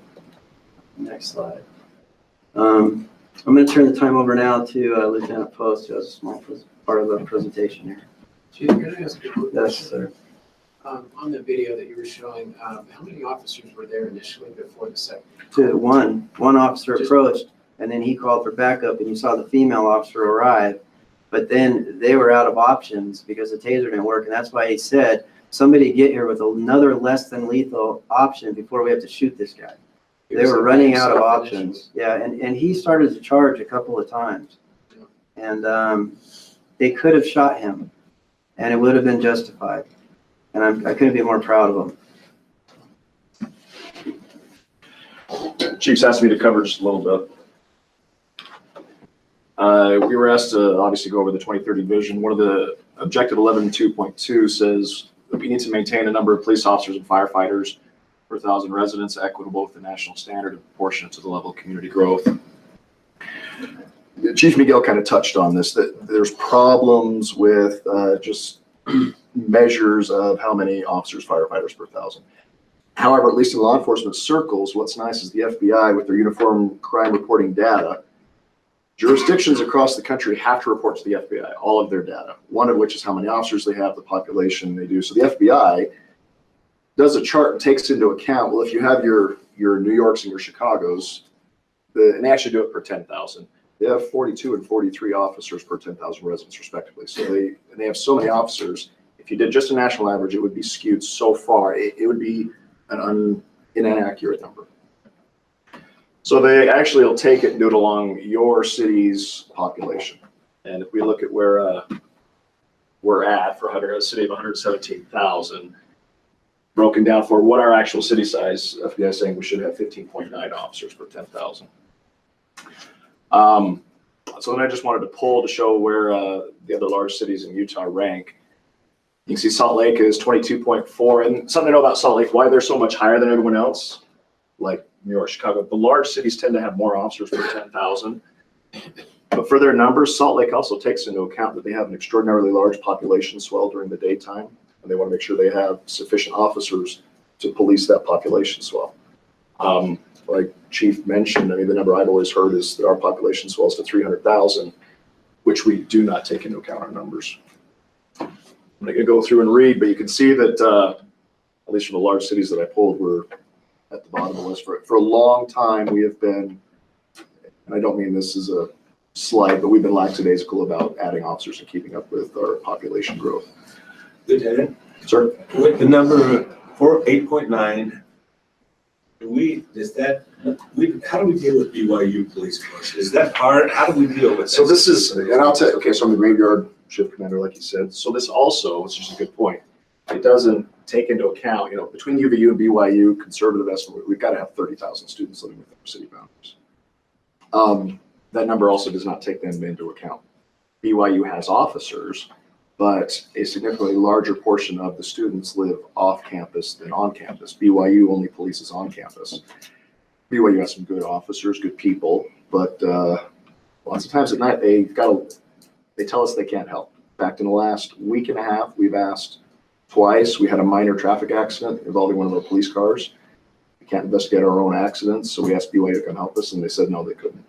Another time we had 5 people working on graves, and we were tapped out. We had more calls, and we asked BYU to come and just send one of their officers to back one of our officers who was on a domestic violence, and they told us no, they couldn't help. So Is that because they're so busy also, or is it? I don't believe it's they're because they busy. I believe it's they have a requirement that so many of their officers have to remain on campus in case they experience an emergency, that they're reluctant to leave campus and then be unable to respond to their own. How is their training compared to our officers? They hire pretty experienced officers. It's not their training. They have some young, fit, capable officers. They also have a lot of very experienced 30-plus retired from other agency officers that I'm sure do great in their own right. Is that political correct enough? Yeah. But you can see where this hurts us. If you've been reading, especially in the Desert News, the Tribune lately, they've done a couple stories on about how police officers it's becoming difficult to recruit good police officers. They're a finite resource that agencies are now competing for. So like St. George just apparently started a program. They're doing a $6,000 signing bonus to any lateral transfers from the departments. Unified started a program to try and get lateral transfers. They're doing a 16% match in a 401k. So our officers are talking about it, and where this number hurts us is they know these numbers, and they're saying, well, I can go and get this or that benefit, and my workload decreases significantly where I'm not called to call. So the 15.9 is based on what the FBI would suggest for a city of our size. Correct. All of the other numbers are the actual number of officers per 10,000 in their city? Correct. Okay. So you can see, which is a point because Provo, Utah is a bit of a unique dynamic. I don't know that the 15.9 is entirely accurate for Utah. Right. You can see there's only one that meets that. And actually theirs is going to be in a different standard. But what's also important to note is that 15.9, it isn't for all of these guys across the board. That's if their population is between 100,000 and 150,000. So these cities that have less than 100,000, their number's lower. So I'd have to extrapolate, take and see what their population is to see. So some of these are actually most likely meeting what they're supposed to be at. I know Ogden's smaller than us. Significantly. But almost have twice the number of officers per 10,000. Yes. West Valley's a little bit larger, but probably same rough ballpark and substantially more officers per 10,000. Correct. So that's thank you for those numbers. That's very helpful. So if we legitimately want to achieve the national standard like the goal says, it's brutal truth time, we would have to get the 15.9, we're at 107, we'd have to be 186. Maybe it's a spoiler alert, the chief's asking for 8 officers. If the 8 officers is approved, that would take us to 9.8 per 10,000. Should you go back to the list, even with an approval of his request, we are still at the very bottom of the list with the approval of the request. If we really wanted to achieve the 2030 goal of 15.9, because we're where we're at, we'd have to add 6.6 new officer positions every single year from now through 2030 to meet that 186. Which only takes into account the first part of the goal, because the last part of the goal mentioned it needs to be in line with population growth, and I doubt our population will be 117,000 in 2030. It's easy to just come hat in hand asking for an increase. So what we've tried to do is maybe show a couple areas where we think some savings in the budget might mitigate or at least make the request a little more palatable. We have a very experienced department. Currently, over a third of our department could just up and retire today. Several officers have communicated they plan on retiring this year. A conservative estimate is that we're going to have 5 topped out seniors retire this year. Likely more, but that's 5 names we've been able to identify that are going to go. Sat down with finance to make sure our numbers were accurate. Those 5 officers are averaging, their total benefits package is $119,000. Typically, when we lose a senior officer, we replace them with a junior officer who comes in. We have to put them through the academy. They're a brand new officer 1. Their benefits package is $81,000. So if we take 5 seniors, total benefit package $593, replace them with 5 officer 1s, it's going to cost us $404,000, which is a savings to the city just in the benefits salary alone of $189,000. A new officer, year 1, is very expensive. We talked about what their initial benefits package is. However, if it's if a senior officer is retiring and replacing with a junior, a lot of the equipment, the car, everything just transfers over from one officer to the next. However, it's a brand new officer position. We've got to purchase all new equipment and vehicle and everything to get that officer outfitted, which is about $77,000. So the total year one cost of a new officer is $158,000. But if we take from our previous slide, the savings from the retirements, the $188,000, inject a new officer position into that savings, we're still saving the city $31,000 cost of the new officer. Overtime is another area where we've been. So our total police department budget is $139. When I ran the budget to try and get an accurate depiction of what our overtime budget would be, I pulled several years in the past of what our overtime is. Every single year that I could find, we always overspent our overtime. It's a small number for a department our size. But the problem is to date, we've spent $264,000. And if this continues, we're on track to spend $381,000, which is far in excess of the $139 we're budgeted. This is where it becomes difficult because we understand projecting how much overtime savings is complicated, but we believe if the chief's proposal is approved, we could at least save a conservative at 50% of the overtime costs, which would be a savings of the city of $190 not spent on overtime, but that also would still be over our budget. Maybe to put this in perspective, so on the graveyard shift lieutenant, I currently got 12 bodies to cover graveyards. We've made these minimum requirements. It's just not safe to go below them. On weeknights, we're going to have 5 officers working the entire city. We just can't go below 5 and have it be safe for the officers and for the community. And on weekends, we bump it up to 7. With 12 able bodies, it becomes time off, training, and then it becomes difficult to get them the time we need. So just maybe 2 weeks ago, one of the 5 officers that I have on weekend nights, suspect was resisting arrest. He had to tackle him. Officer broke his wrist when he tackled him.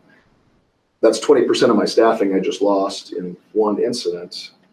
And we've tried some other avenues where we're having detectives come out. We're trying to limit these overtime costs as best we can. But when it comes down to brass tacks, I have to have 5 people on the road to make it safe. And really the main way I have to do that with is through overtime. So even in addition to just 1 or 2 bodies on my shift, I know at least for the overtime we're spending, that'd be a significant decrease. So anyway, if we cut our overtime spending in half because we have the extra bodies, we can inject a year one officer cost of the $158 into that, and that's overtime. And this is end of year difference, not beginning year difference, because the increases still have to happen. But the end of year, that would be spent on that. So it'd be a savings of the city of $33,000. Finally, the last thing I just want to go over quickly is military. We've got several officers who are serving in the military, and we're happy to have them. They do a great job. We support them. But 2 of them have just been, they received orders for deployment. They're going to be deployed for over a year. So what happens in that instance is they leave. They may have some time they wish to burn. It's up to them on how they want to do that. But typically, they're leaving this month in March. By the time the fiscal year starts, they'll be out of time. But federal law requires that we hold their job and hold their position. These 2 officers, their total compensation package for the both of them is $159,000. So they're going to be deployed for over a year. So for the majority of the next fiscal year, that's going to be money that we just have to sit on. That's not going to them. And lucky enough, a new officer cost at $158 is just $1,000 below that, basically. So basically, we believe in at least year one, we understand there'd be an initial raise in the budget, but by end of year funds spent, we think there'd be at least 3 officers to be fairly cost neutral to the city budget at the end. Any questions? I know the chief had a whole bunch of stuff he wanted to go over still, so. Sure. With 8 new officers, how close does that put you to some space constraints in the building? I mean, how much? He's actually going to talk about the building. We're past space constraints right now, but goes into our next portion of the budget. Any questions for the lieutenant? Thank you. Thank you. Thanks, Brandon. So the proposal that I'm asking for right now from the city is for 1 officer dedicated to cyber crimes, 5 officers for the traffic team to free those officers up to be able to go out and actually affect traffic in school zones, DUIs, try to reduce the number of accidents, and 2 officers for gang enforcement dedicated to that. I'm not asking for additional officers to go into the patrol division right now, although 7 of those would be assigned to patrol, just because I know the impact on the budget. But I do propose that the city, Lieutenant Post said 6 officers per year to get us to the national average. I believe if we could get on a trajectory of 3 officers per year, in addition, between now and 2030 in the budget, it would get us to a strength of 148 officers by the time we hit 2030.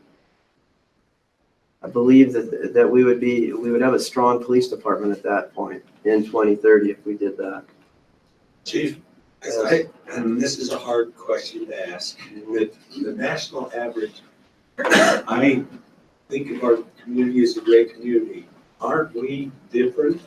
That's a arrogant thing to say, I understand, but Right. Provo seems to be different than the average city. I think our citizens here value the quality of life. They still appreciate their police department, yes. And that's why I dropped that number from what the lieutenant said we needed to be at of 6 per year to 3. Because the 6 would have got us to the Sounded like you national said we were gonna average. bring it to the national average. We're still not to the national average. No, at 148, we would be still far below the national average. And by 2030, Brought us to the national average, but that's not the intent. That brings it to 12.6 if there's no growth. Right. If there's no growth. I'm taking into account that, yes, Provo is unique and different.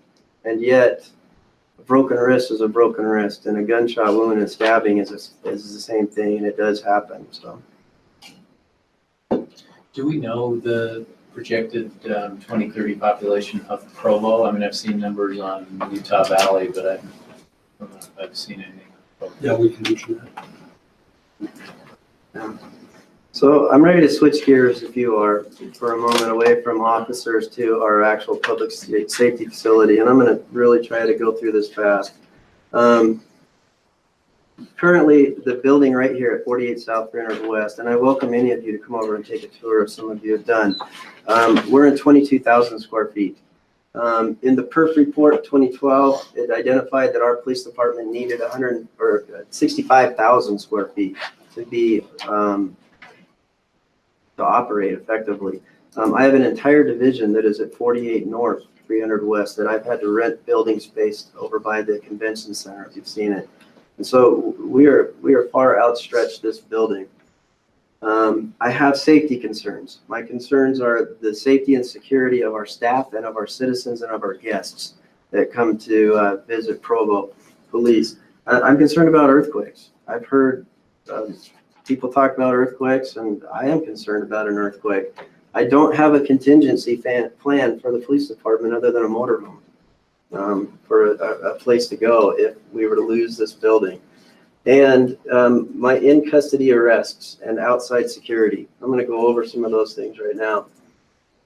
Any of you that have been to the police department, this is the report writing room on the left. This is for our largest division, the patrol division. This is approximately 55 to 60 officers 24/7. And that is the report room that they calculate and book in evidence, that they draft the reports, that they contact witnesses, suspects on the phone.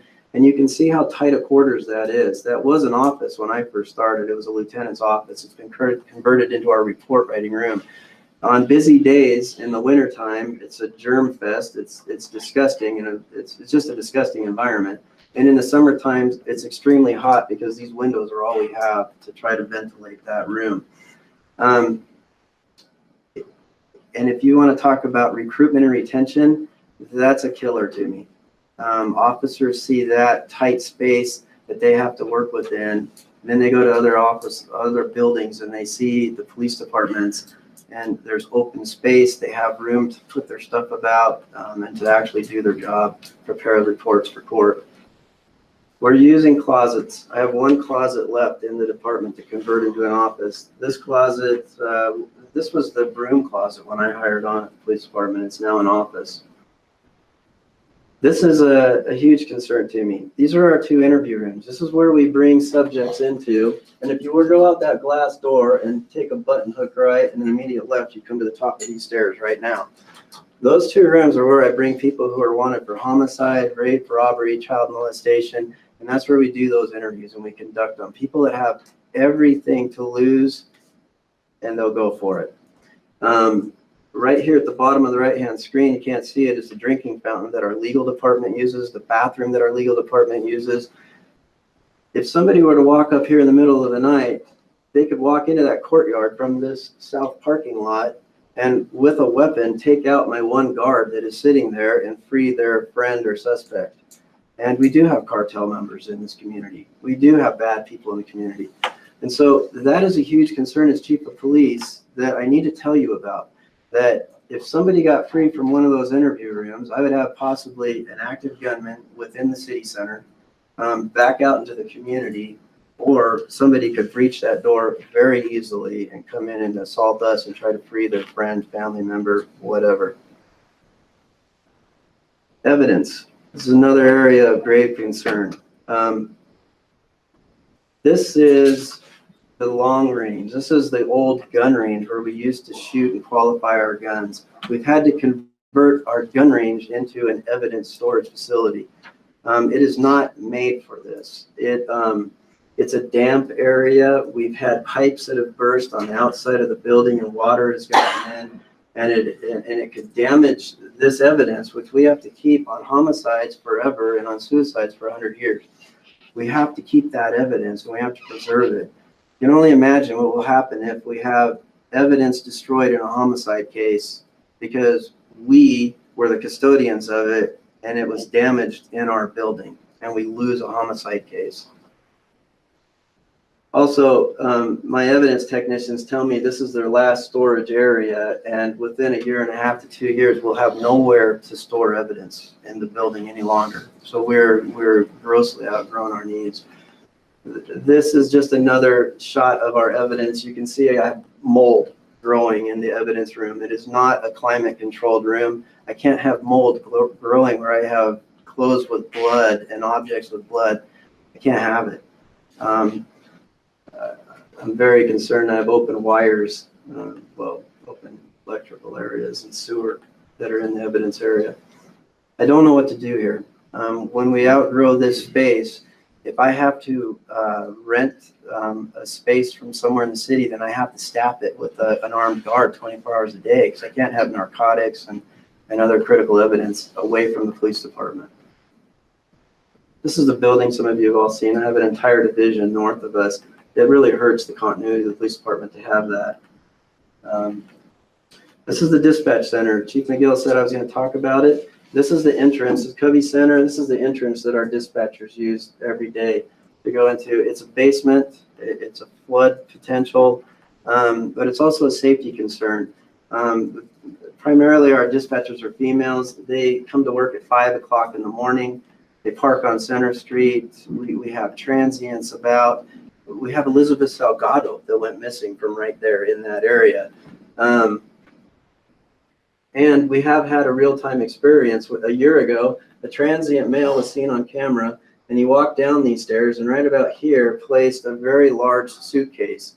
He looked all about suspiciously and he had gloves on, which spurred us to then transfer all 911 calls to Orem and call our EOD team out, our bomb techs. If it would have been a bomb, it could have just completely taken out the entire dispatch center.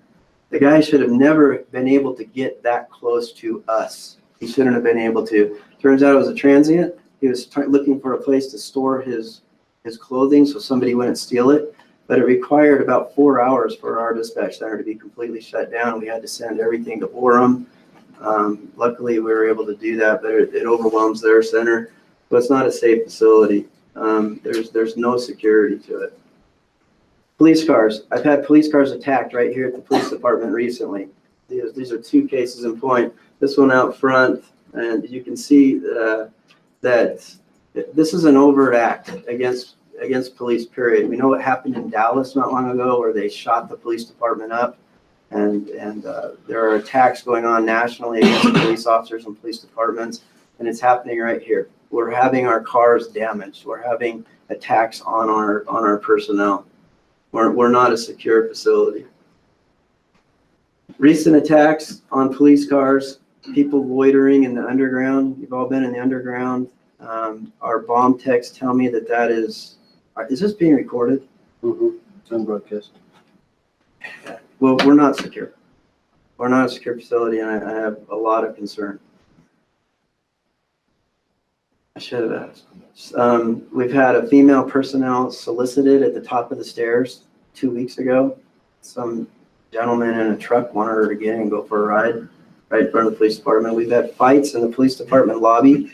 So I have people come there all the time for protective orders and custody exchanges. And then I have suspects that we arrest right there in that area, and we pepper spray them. And I was coming back from a meeting in the city, and I walked through it, and you can just feel that pepper spray still in the air. Our interview and interrogation rooms are near exits and completely insecure.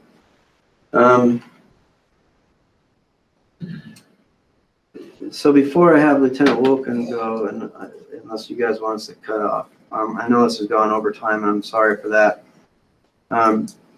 All I can say is raise the flag right now of failure mode for the actual facility that we're in. We're in trouble.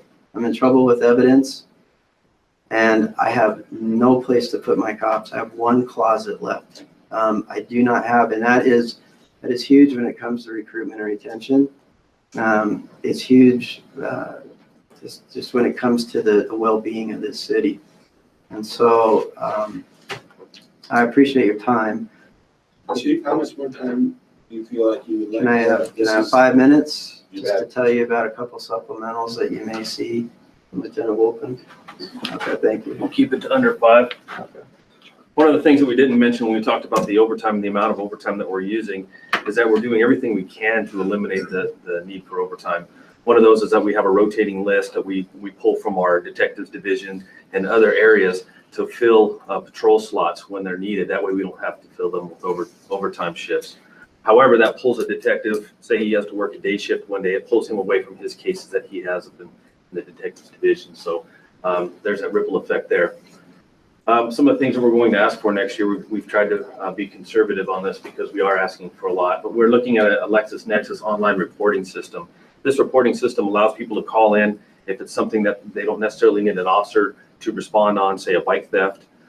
We can give them a number, they call this system, they'll get a PIN number, they get online, they fill out everything they need to, and then it goes to our system, and then we can potentially investigate from there.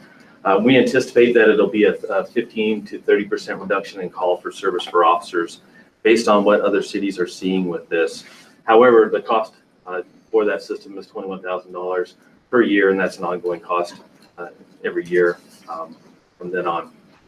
We're looking at scheduling software for patrol.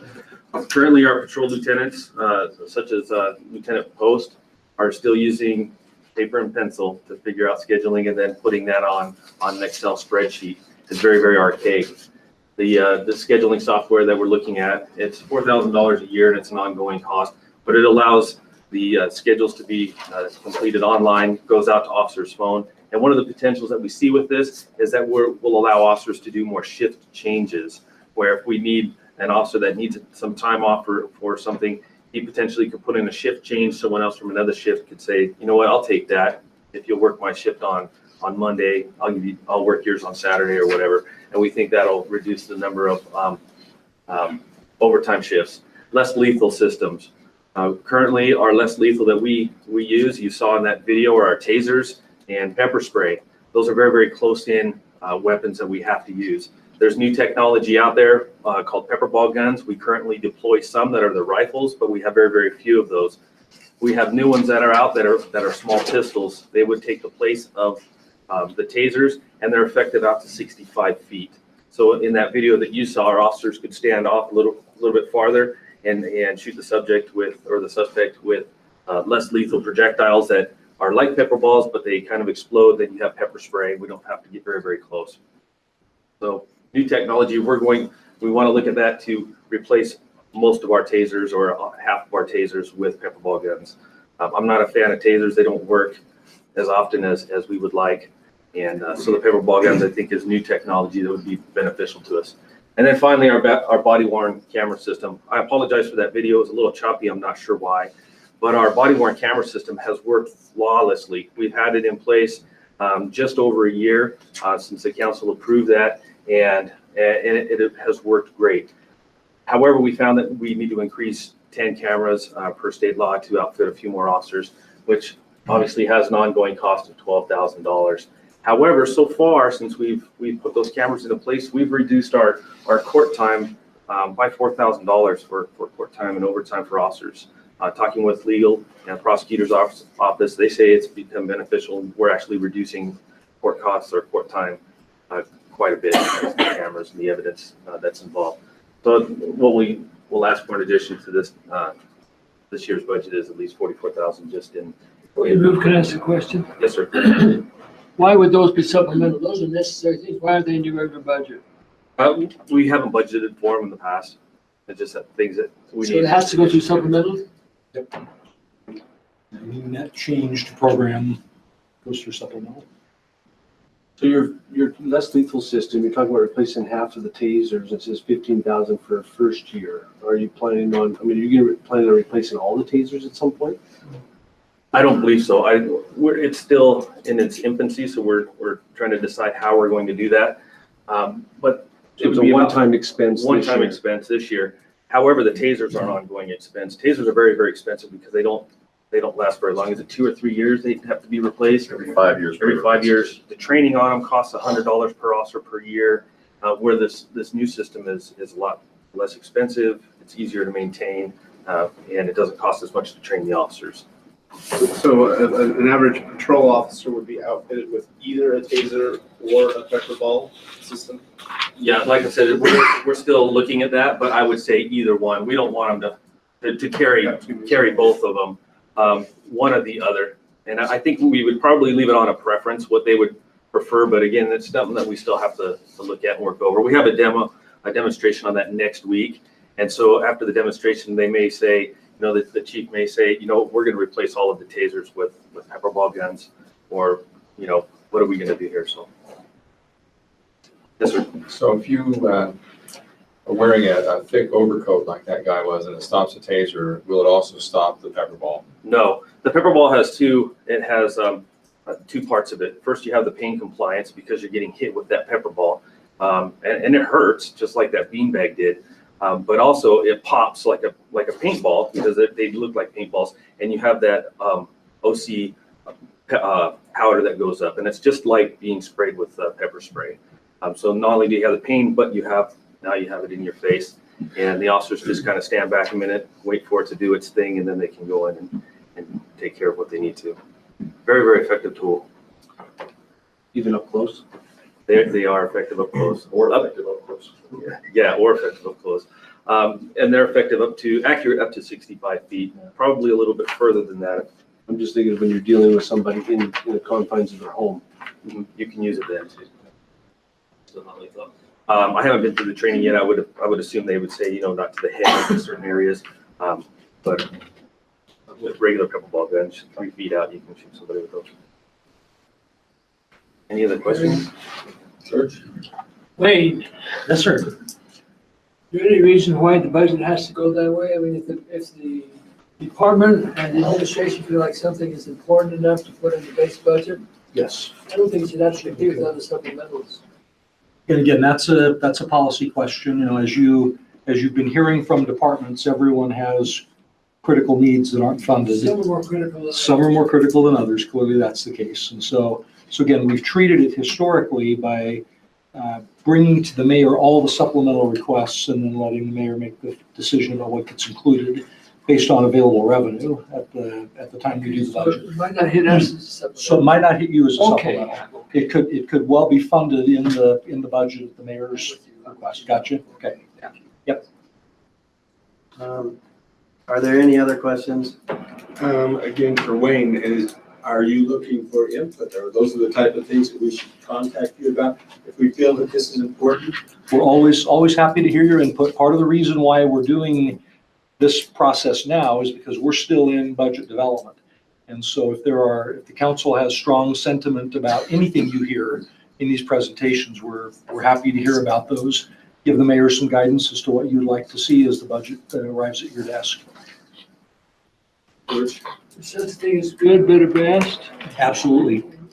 Wants, desires, and needs. Yes. We have a lot of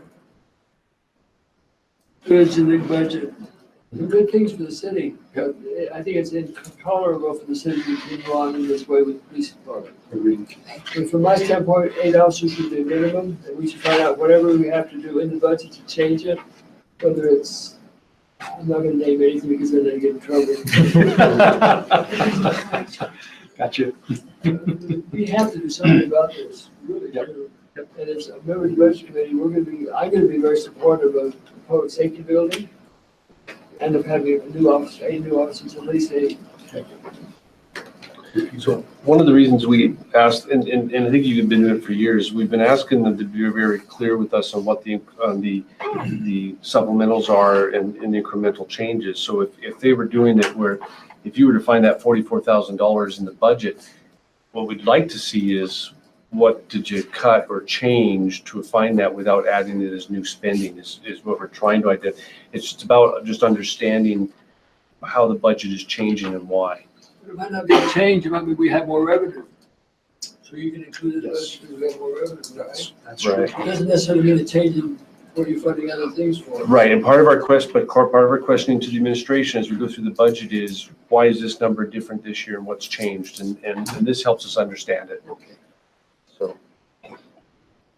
Lastly, I would just say this, I've been lucky enough in my 27 years almost to work with a lot of agencies through assignments in narcotics and things. And I can tell you that we have a very strong police department here as far as the character of the people, both our civilian and our sworn personnel. So they're very dedicated to community, to family, to preservation of life. And that's what we strive for every day. So thank you for your time. I'm sorry I took so much of it, but I appreciate your time today. One quick one, Joe. Yeah, I just had a quick question. I'm sorry. I just want to make sure that the reasoning you're asking only for 8 and not for more. I mean, for example, if you had more space, is that one of the reasons why you're not asking for more, is because you don't even know if you would have the space and time? Or are you just asking for 8 because you're worried that that would be the minimal acceptable amount you could ask for? Because if there's strong reasons for us to have more than 8, I'd like to hear them. Strong reasons for more than 8 are the national average and the 8.9, where we're at below other cities in Utah comparable to us. I'm being a realist. I realize that I have other departments here that are asking for the same pool of money. And the 8 officers are what I believe I can bare minimum start with right now. And that's why I ask for 3 more every year so that it would help you budget those into the budget. I'm trying to be, but I believe if I don't have at least 8 immediately, I don't know how to get us on a trajectory for 2030 without asking for 5 per year. And the building, I showed you why it's a critical mass. I mean, the evidence alone and the safety of the building is, it's critical. Okay, Dave, we can go quick. Just want to say I'm very supportive of, I would say at least 8, but it seems like the bigger problem is the building. Because you're saying you couldn't even fit the 8 really. No, I'm always looking for the safety of my officers and the safety of the citizens. And so if I were to have one or the other, I would say I need the officers. And I'll find space somewhere, I guess. But no, I don't have space. I don't have space for 1 more officer. I mean, I have 1 closet left, and I would have to fight off every assistant because it's where they put all of their office essentials in. So, Thank you. We may have some more questions later that we want to have you come back. great. Thank you. Yes, thank you.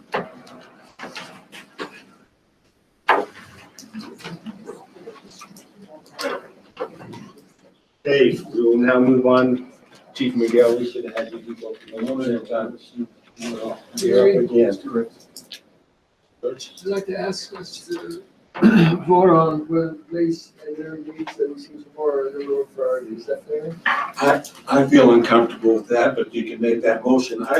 Because I'd like to hear all of them. I don't know whether it is my number one priority until I have the opportunity to hear a few things.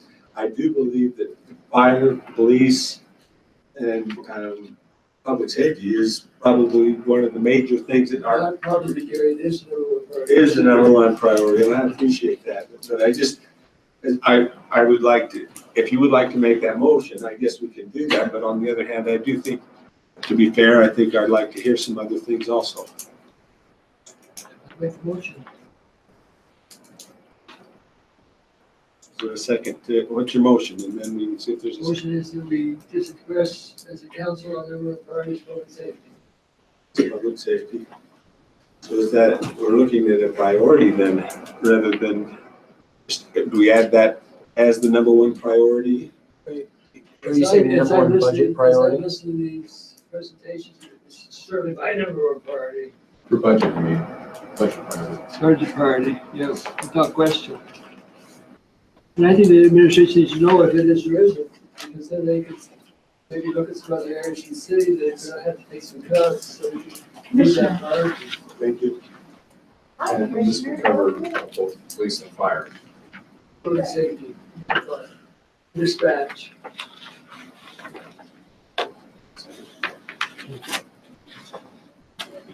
Okay, Dave.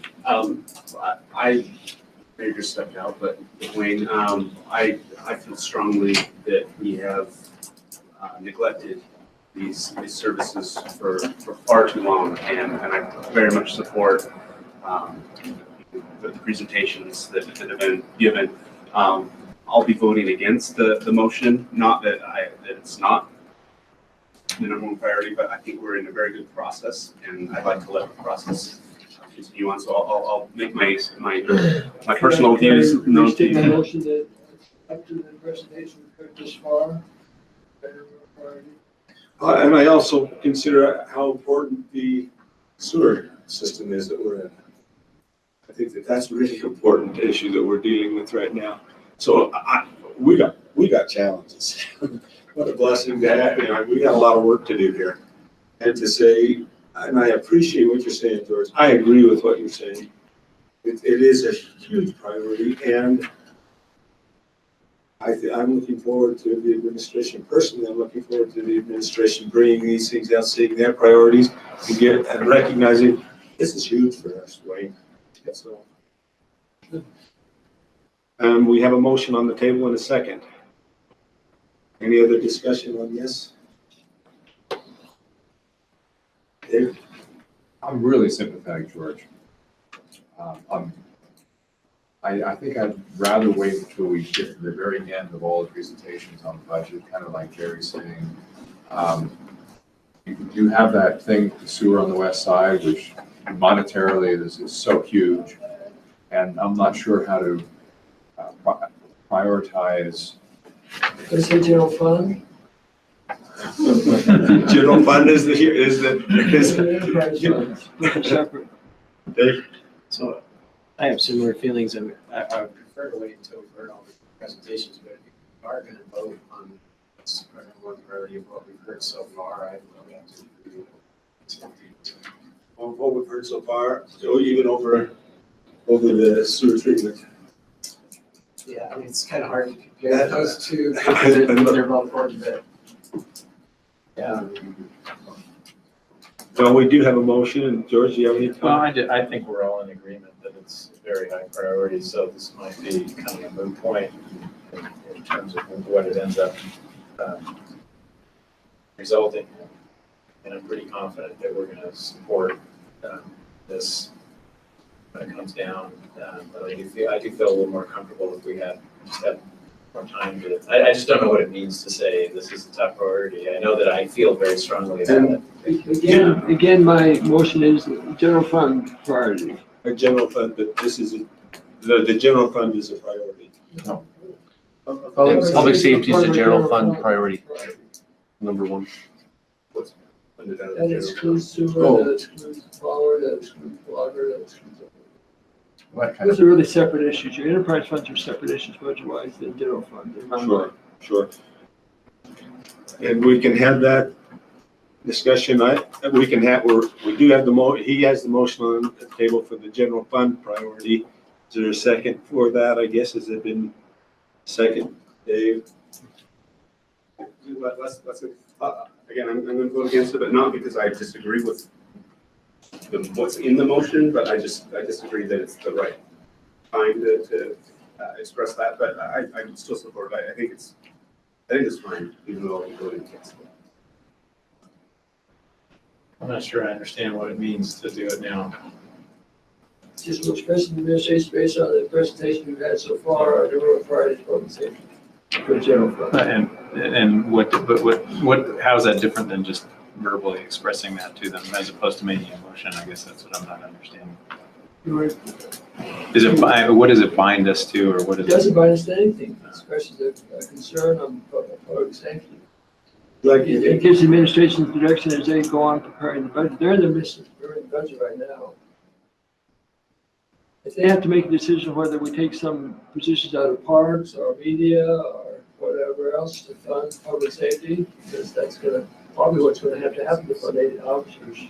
I think I'd like to make I don't know if it's a substitute motion then or not, but we ask for direction given in different meetings where we can't vote, for example, in a closed session.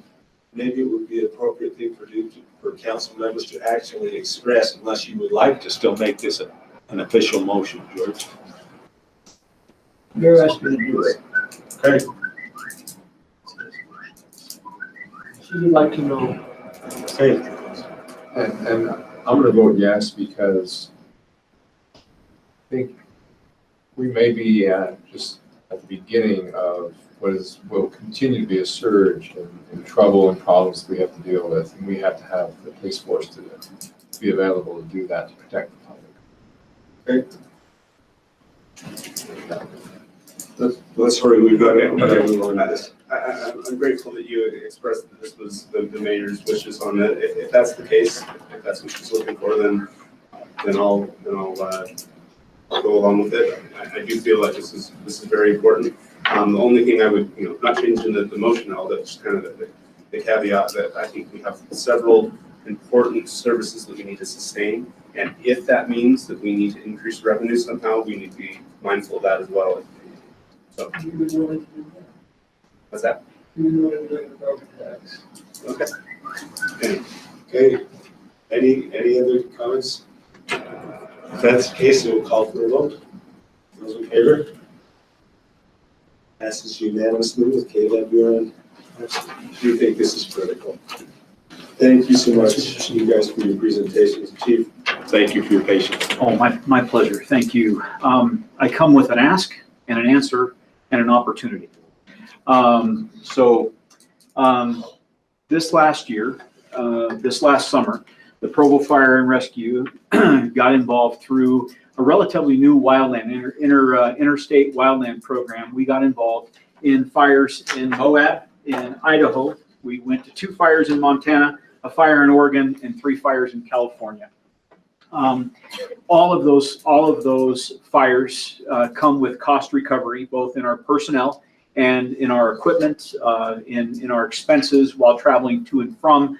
All those expenses are typically covered by the state in which we respond, or the federal EMAC agreement. And there are the reimbursement rates are larger than our costs for a couple of reasons. One is that the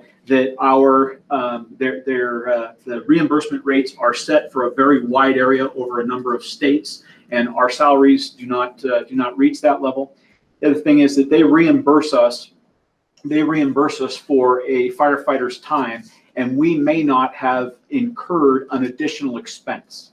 If it was, for instance, as we approached Christmas, we didn't have a lot of people on vacation, and that we had some additional staffing, and they went, and we were reimbursed for that time, but we didn't have an additional expense in sending them. So from all of these fires, from June all the way through December 23rd, we spent $179,921. Our reimbursement from the states and from the federal government is $784. And of that, $199,000 is in our pocket. And $188,000, we have been assured that the vast majority of that will be here from the state of Utah by the end of this month.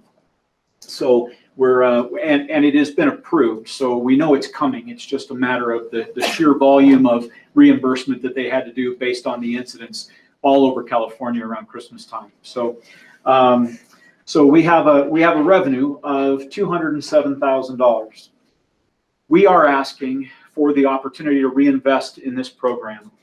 We left Provo in a single cab brush fire truck that had 650 pounds of men in the front seat, 3 across. We have to go with 3 across. The rig was about 8 years old, and we sent it to be involved in this, and it actually did pretty well.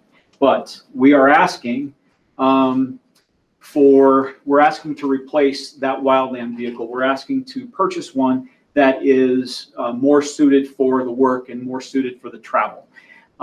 We anticipate that this will be an ongoing program, that we would like to, as a fire department, engage with the rest of the state and be available for these responses basically west of the Mississippi River. In order to do that, we want to have a reliable vehicle with adequate space, adequate pump, adequate everything, that was not designed just to respond up here into our foothills or into our mountains. That vehicle we have estimated the cost of that vehicle at $136,000. That vehicle will need equipment. It'll need to be outfitted. What we would like to do is, when we send that vehicle, we would like not to have a lack of resources here in Provo. So that vehicle is sent. We will still maintain our current vehicles here in Provo, which means we have to purchase new equipment for the new vehicle, and then we have radios and emergency lighting and all the wiring and all the things that come with that. And so our total for this vehicle is $171,000.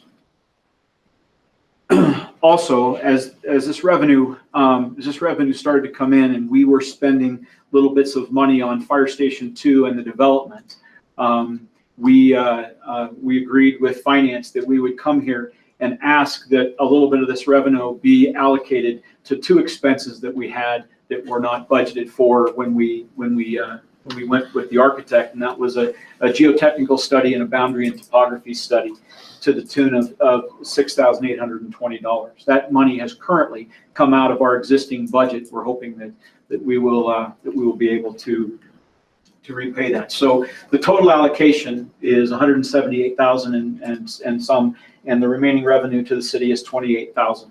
The reason we come to ask you this is because we would like to be, like I say, we would like to be an active participant.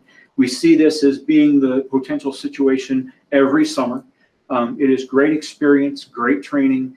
It is something we feel strongly we want to be a part of, because while so far we have just been called away, it is not out of the question that all that help is coming our way, and we want to be an active part of the team, if you will. So this is a new service that we would be fully engaged in, and that's why we come and ask for the vehicle.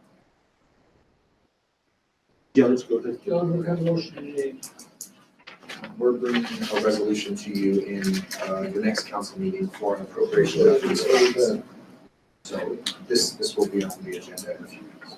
Chief, as we send these men off, how are we doing on manpower for our community then? That's the. Well, we have not had anything here for manpower. Right, so we're being reimbursed. So our overtime budget has gone up, but we're being reimbursed for all of those expenses. So as we send 3 people out of town, or sometimes 4, because we'll send an engine, and then we'll send what we call a single resource, a strike team leader or a fire protection specialist or something like that. We have some very talented people in the Provo Fire and Rescue that are state and nationally qualified to take on some of these overhead positions.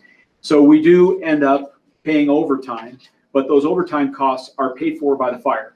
And that is why some of this overage exists, is because they're paying at an overtime rate. There are times when we don't incur the overtime, so we have yet to have a staffing problem. However, we have established a limit for the number of people that can be gone, the number of people that can be off, and that's affected by how many people are sick, how many people might be on workers' comp, long-term disability, those kinds of things.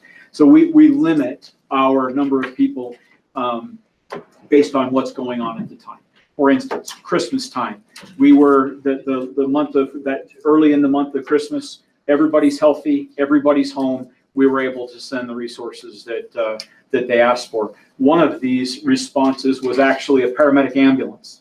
We sent a paramedic ambulance to Oregon because they needed fire line medics. And I mean, the fire line becomes so expansive, hundreds and hundreds of miles of fire line, and they're looking to set up fire line medics in every division. So Oregon's calling Utah, asking for fire line paramedics so that they can take care of injuries.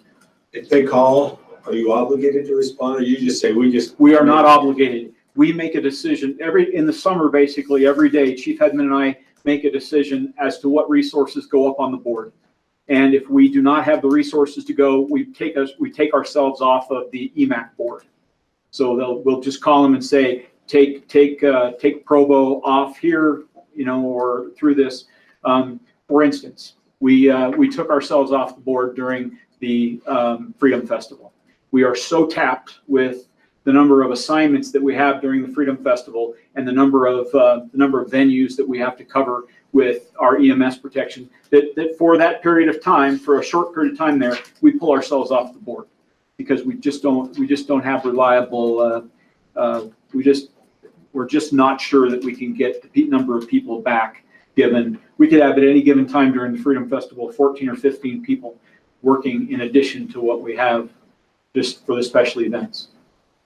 So, thank you very much. Yes, I'm sorry. So one last thought. I think that difference in our costs and our reimbursements is kind of another indicator on the great bang for the buck that we're getting here in Provo with the taxpayers' money. That we're getting a lot of service for the amount of money that we're investing. So thank you for being so watchful of our taxpayers' money. Thank you very much. Appreciate that, Councilman. Thank you for your time this afternoon. Thank you very much for your time. We'll see you tonight.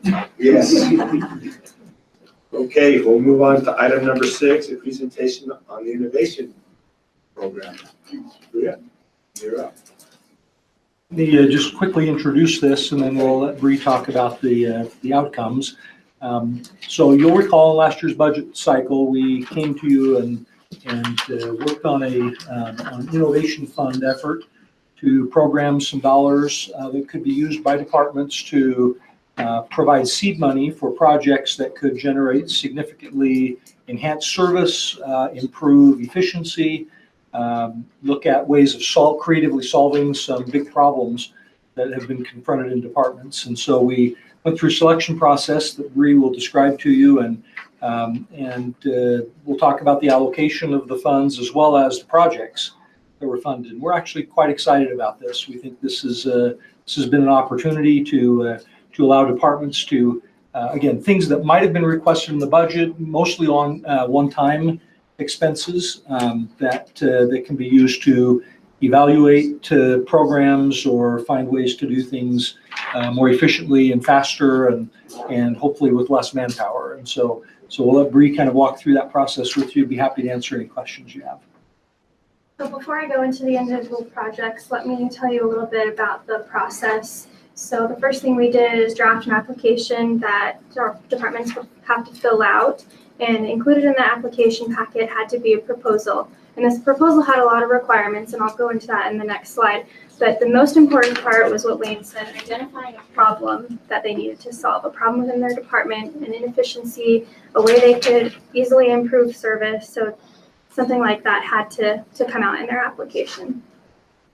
So what it looked like overall, we received 17 applications, totaling more than just over $250,000. And we had a review panel put together that consisted of 3 department members and 2 members of the business community. These were innovative folks from different businesses around Provo. And what they had to do was score each application based on creativity, adherence to program guidelines, the financial impact that this would have, and their metrics for success. Part of this was an applicant had to identify each of these things in their proposal. So it was no easy feat. They had a lot they had to give us and show that this would be a worthy investment. So each project was scored, and if it met a certain threshold, it moved on to the second round, and it ended up being even 10 projects that went on to the second round, and they presented in person to the panel. Dustin and Wayne and myself were all on this panel, and we heard some pretty incredible presentations. So I'll go through each of them individually, but let me just tell you about the themes that came forward. But first, let me talk about the ones that didn't move forward. The ones that didn't move on, they just weren't able to demonstrate a clear cost savings and efficiency improvement, or we just had to kind of pick those ones that identified these the best. They resolved inefficiencies, they improved resident-facing operations, and they really put us on the cutting edge for technology use in the city. So first, Chief Miguel talked about this a little bit, but Dispatch Academy, and this is police and fire dispatch coming together to create a way to solve some of their retention issues or challenges that they face.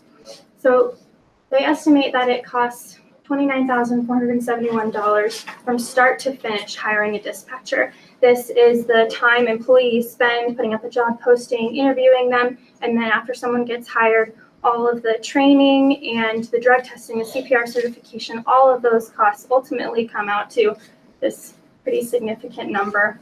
So the goal is to reduce the cost and hopefully increase retention so that we don't have to continually incur this cost. When dispatchers get on the job, I think they find it's a lot more than they anticipated. So the academy is 12 units, and over these 12 units, it'll meet twice a week, and they actually just launched applications this weekend. And over these 12 weeks, they'll go through stress management tactics. They'll get to use the computer-aided dispatch system that we use here in Provo, and they'll just learn all of these different components that go into being a dispatcher. So they'll find themselves much more prepared when they actually get on the job. And you might be wondering this, but there is a $100 cost to take the class. But if they complete the class, they'll get it reimbursed. So we want them to feel really invested in this. We don't want people to just come and think, oh, I think this might be fun. It is a really serious tool for us to be able to let dispatchers know what they're going to be doing and help them feel more prepared eventually when they get on the job. So the second project is the security card access system. This is the replacement of the airport's badging system, and this will act as a pilot for the replacement of the remainder of the city's badging. Right now, the airport poses an extreme risk to individuals that might be able to come and hack in, and it's called spoofing an ID card to get in. So anyone can access the system. In their presentation, one of the presenters spoofed his own badge to see if he could get into it, and he was successful, and he was able to access any door in the city pretty much, including the airport. And one thing it does that is really critical is it brings us up to FAA and TSA standards, which we are currently not meeting. We are cited oftentimes because we can't meet the 20-minute deadline to turn off badging access to different control points at the airport. So this technology will do that and more. And if it's successful, then they can show that this is something we want to roll out to the rest of the city. Is that an ongoing thing then? No. Or is it, it's just a So one-time it's a shot? one-time for the pilot, and then if it's if the concept is proved, then they have a much greater likelihood of getting budget funding to go through the rest of the system. So that's what this was really about, was a proof of concept. And they wisely selected the airport to complete this pilot at because it is of the most critical security need. So this one is Chief Miguel's project, small business self-inspection. One standard here that we kind of have a challenge meeting is inspecting businesses on a biannual basis. We have almost 2,000 small businesses in Provo, and sometimes those just fall by the wayside to other new developments that have a shorter timeline to be inspected. So to figure out a way to meet this standard, but also promote fire education and fire safety, Chief developed this system in which we will send out, well, it will now be a web portal link to small business owners, or anybody. You could definitely use this for any size business, but small business owners specifically, where they need the attention. And they'll have a checklist that they fill out, look for these things in certain areas of your business. Is it safe? Is it not? And then at the end, they can request a follow-up with fire marshal or with someone from fire prevention and help them kind of get up to those standards. In addition, helping us meet our inspection standards. Can I ask a question on that one too? If this is part of our inspection, are we be held liable for something if somebody is negligent? I just didn't check this off to get it out of the way. No, the fire department has, with the exception of information that they should have known or did know, for instance, the ghost ship fire in Oakland where they had 36 fatalities, they could demonstrate that the fire department and police department knew that existed and did nothing about it. In a situation like this, this is intended to be proactive, to get them the information, to make things safer, to get their buy-in and educate them. But we really have,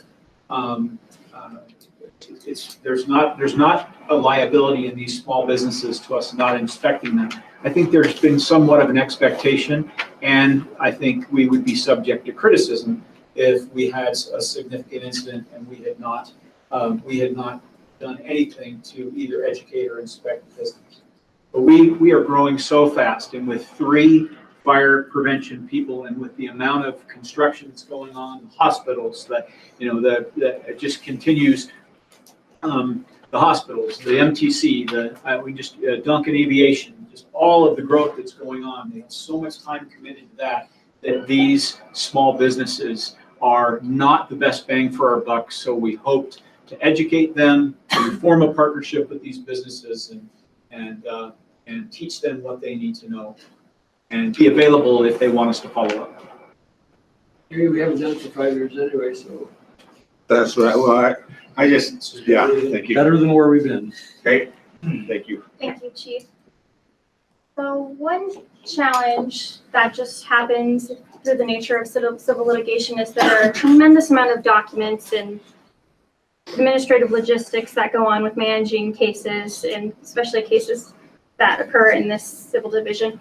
And they found this solution that will not only help them better manage all of their documents, the massive amounts of records they have to keep, but it'll help them save time. It'll actually account for their time for each individual user for this program that they are going to purchase with these funds. And it'll allow attorneys to better collaborate on cases instead of one person having to master everything and then physically hand it over to someone. They'll actually have this case management software that'll allow them to collaborate between attorneys. And this was a $9,000 ask. And the next one, Flock, this kind of hit the top of our maximum. I forgot to mention earlier, but we did limit each applicant to $20,000 so that we would be able to fund a few projects instead of, having several big ideas. So this is Flock at the rec center, and this will be a system of receivers set up throughout the rec center, primarily used in the child watch area, but it's also going to be used for camps and different programs that they host. But these receivers basically will help them keep tabs on the kids, and if the kids leave a certain perimeter or leave a certain distance from the staff attendant, then they'll get a notification saying, hey, this child has left this area, they might be unsafe, or they're, in trouble. So it'll help them manage issues like that. It'll enhance security because we'll have a better idea of patterns, people traveling throughout the rec center. And first and foremost, it'll really just help them understand what areas are being used most and how they can dedicate staff time accordingly. An average of 7,000 patrons is the rec center every day, and we want to have a good idea of where they're spending their time. So this will help do that.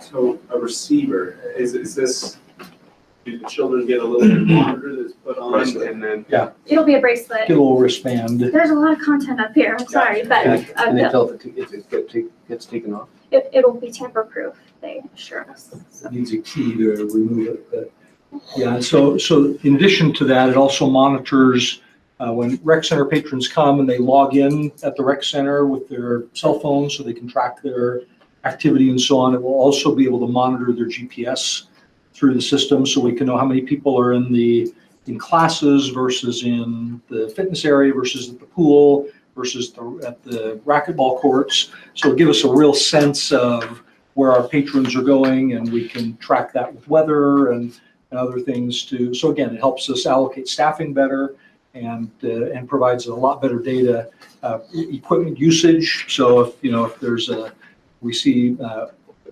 high usage in the treadmill area, we know that we should be tracking those treadmills more carefully to ensure that they're operating properly. So just gives the rec center management a significant data bank to use in terms of managing their programs, and does solve the child watch issue. And as Scott Henderson said, my wife actually caught a child escaping from the child watch and stopped him before he got out the front door as he was bolting, and walked him back to the desk and said, I don't think this little guy is supposed to be out here. And so they're now calling it the Julie Parker solution, which is the wristband will alert them as soon as they get past a given location. They'll set off an alarm in child watch, and they'll know where the child went based on that, on the GPS sensor on their wrists. This is a tremendous tool for the rec center. They'll be able to change the way they use their dollars, and I imagine it'll be incredibly efficient once they finally get the data and they start accumulating some of this. Next is a drone program. This was also kind of towards the top end, but it will be one of the first coordinated drone programs, municipal drone programs in the country. I wanted to say the first, but I think there are a couple other cities who might have started doing this as well. But what it will do is license and train, should be 7 pilots in Channel 17, IS, GIS, police, and energy. And it also established the drone committee in which these users will meet and discuss different tactics and different strategies, different uses for drones. This money also covered the purchase of a drone, and it included a GPS receiver to increase the mapping accuracy. It's down to a sub-centimeter. So when we're surveying construction projects or we're trying to get out on the ground and see progress on developments, it will increase accuracy to just that little bit.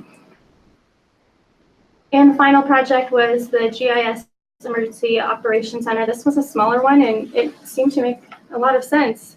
GIS wants to establish a mobile unit to integrate into the EOC operations. So they will have a way for field staff to communicate and get real-time data when things are happening. One example they used it for, a tree has fallen and energy needs to respond to it. It'll pop up on this portal that they're going to develop through GIS and through Esri. And you'll be able to see it in real time when it's being responded to, when people are being dispatched out to this. But it'll have a lot wider use than trees falling in emergency management. This will really bolster our services in that department. Do you have any questions on the presentation or in the materials you got in your packet? What's the total amount of the 100,000? Did you So we awarded just over $88,000 worth of requests.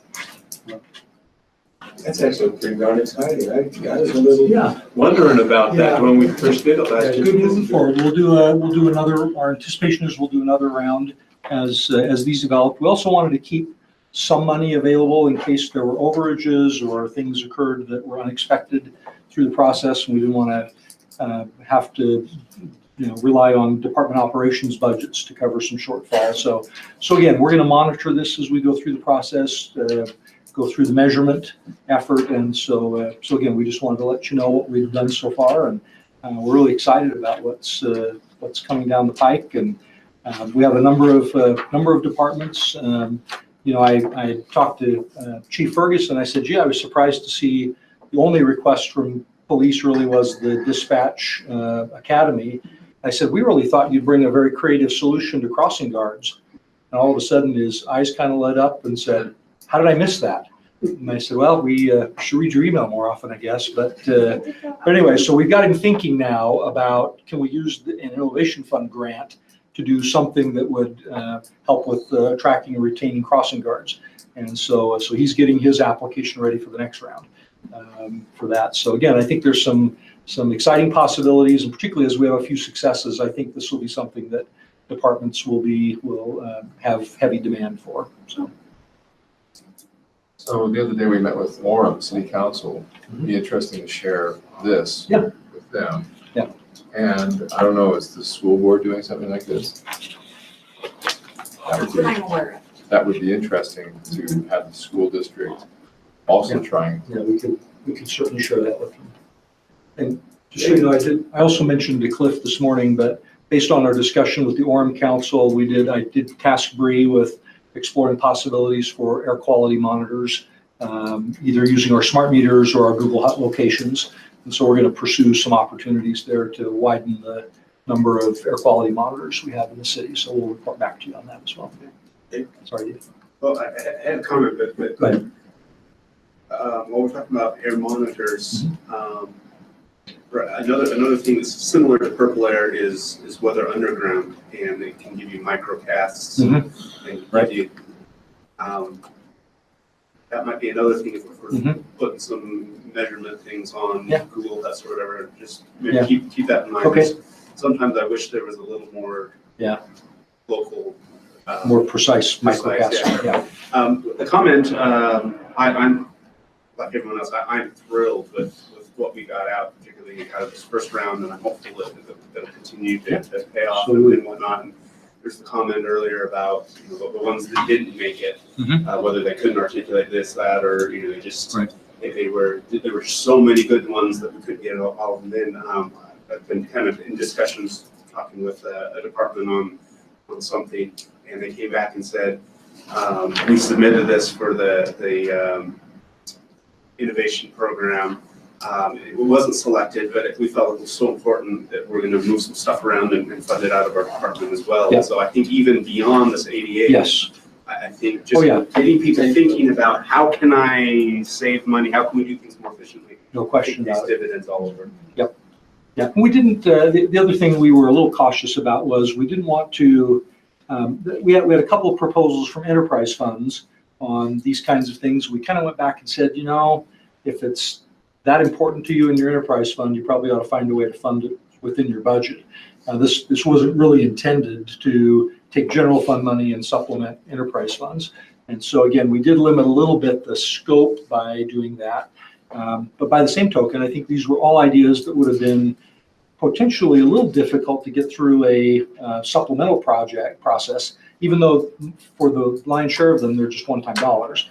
But again, the idea of trying to do a proof of concept and then create an opportunity later to do a budget supplemental, I think has a ton of merit and certainly makes them more competitive when it comes time to consider supplementals. Thank you very much. We're going to take our 10-minute break for 5 minutes, and we'll be back at it. Welcome back. We will begin with item number 7 then. Discussion on the amendment to the Provo City Code regarding recodification of the city code. Brian, you're up. So I'm hoping I can do this in less than 10 minutes. This is pretty simple. And thanks to Elizabeth actually for catching this. So there are some provisions in our code that historically have been updated every year to rename the code as the current year version of the code. And really that's a historical, it's an anachronism, right? It's a holdover from when we actually published a book, and that was the only code that existed was that book. And now that we really primarily rely on an online code, there's not really a reason for it, in my view. And in addition to that, we forgot to do it last year, and we haven't done it yet this year. So Elizabeth and I worked together, and we are proposing that we amend these sections of the code to just remove the reference to the year in the code title and just call it the code. Any questions about that?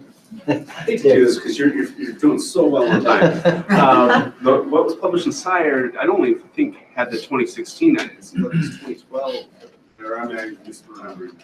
That 2016 in the Sire version. If it was different inside, that was a mistake. I don't know how that crept in because it has been current through, we have been doing it through 2016. Online is Okay. code.provo.org is 2016. No, it's 2016. Okay, thank you.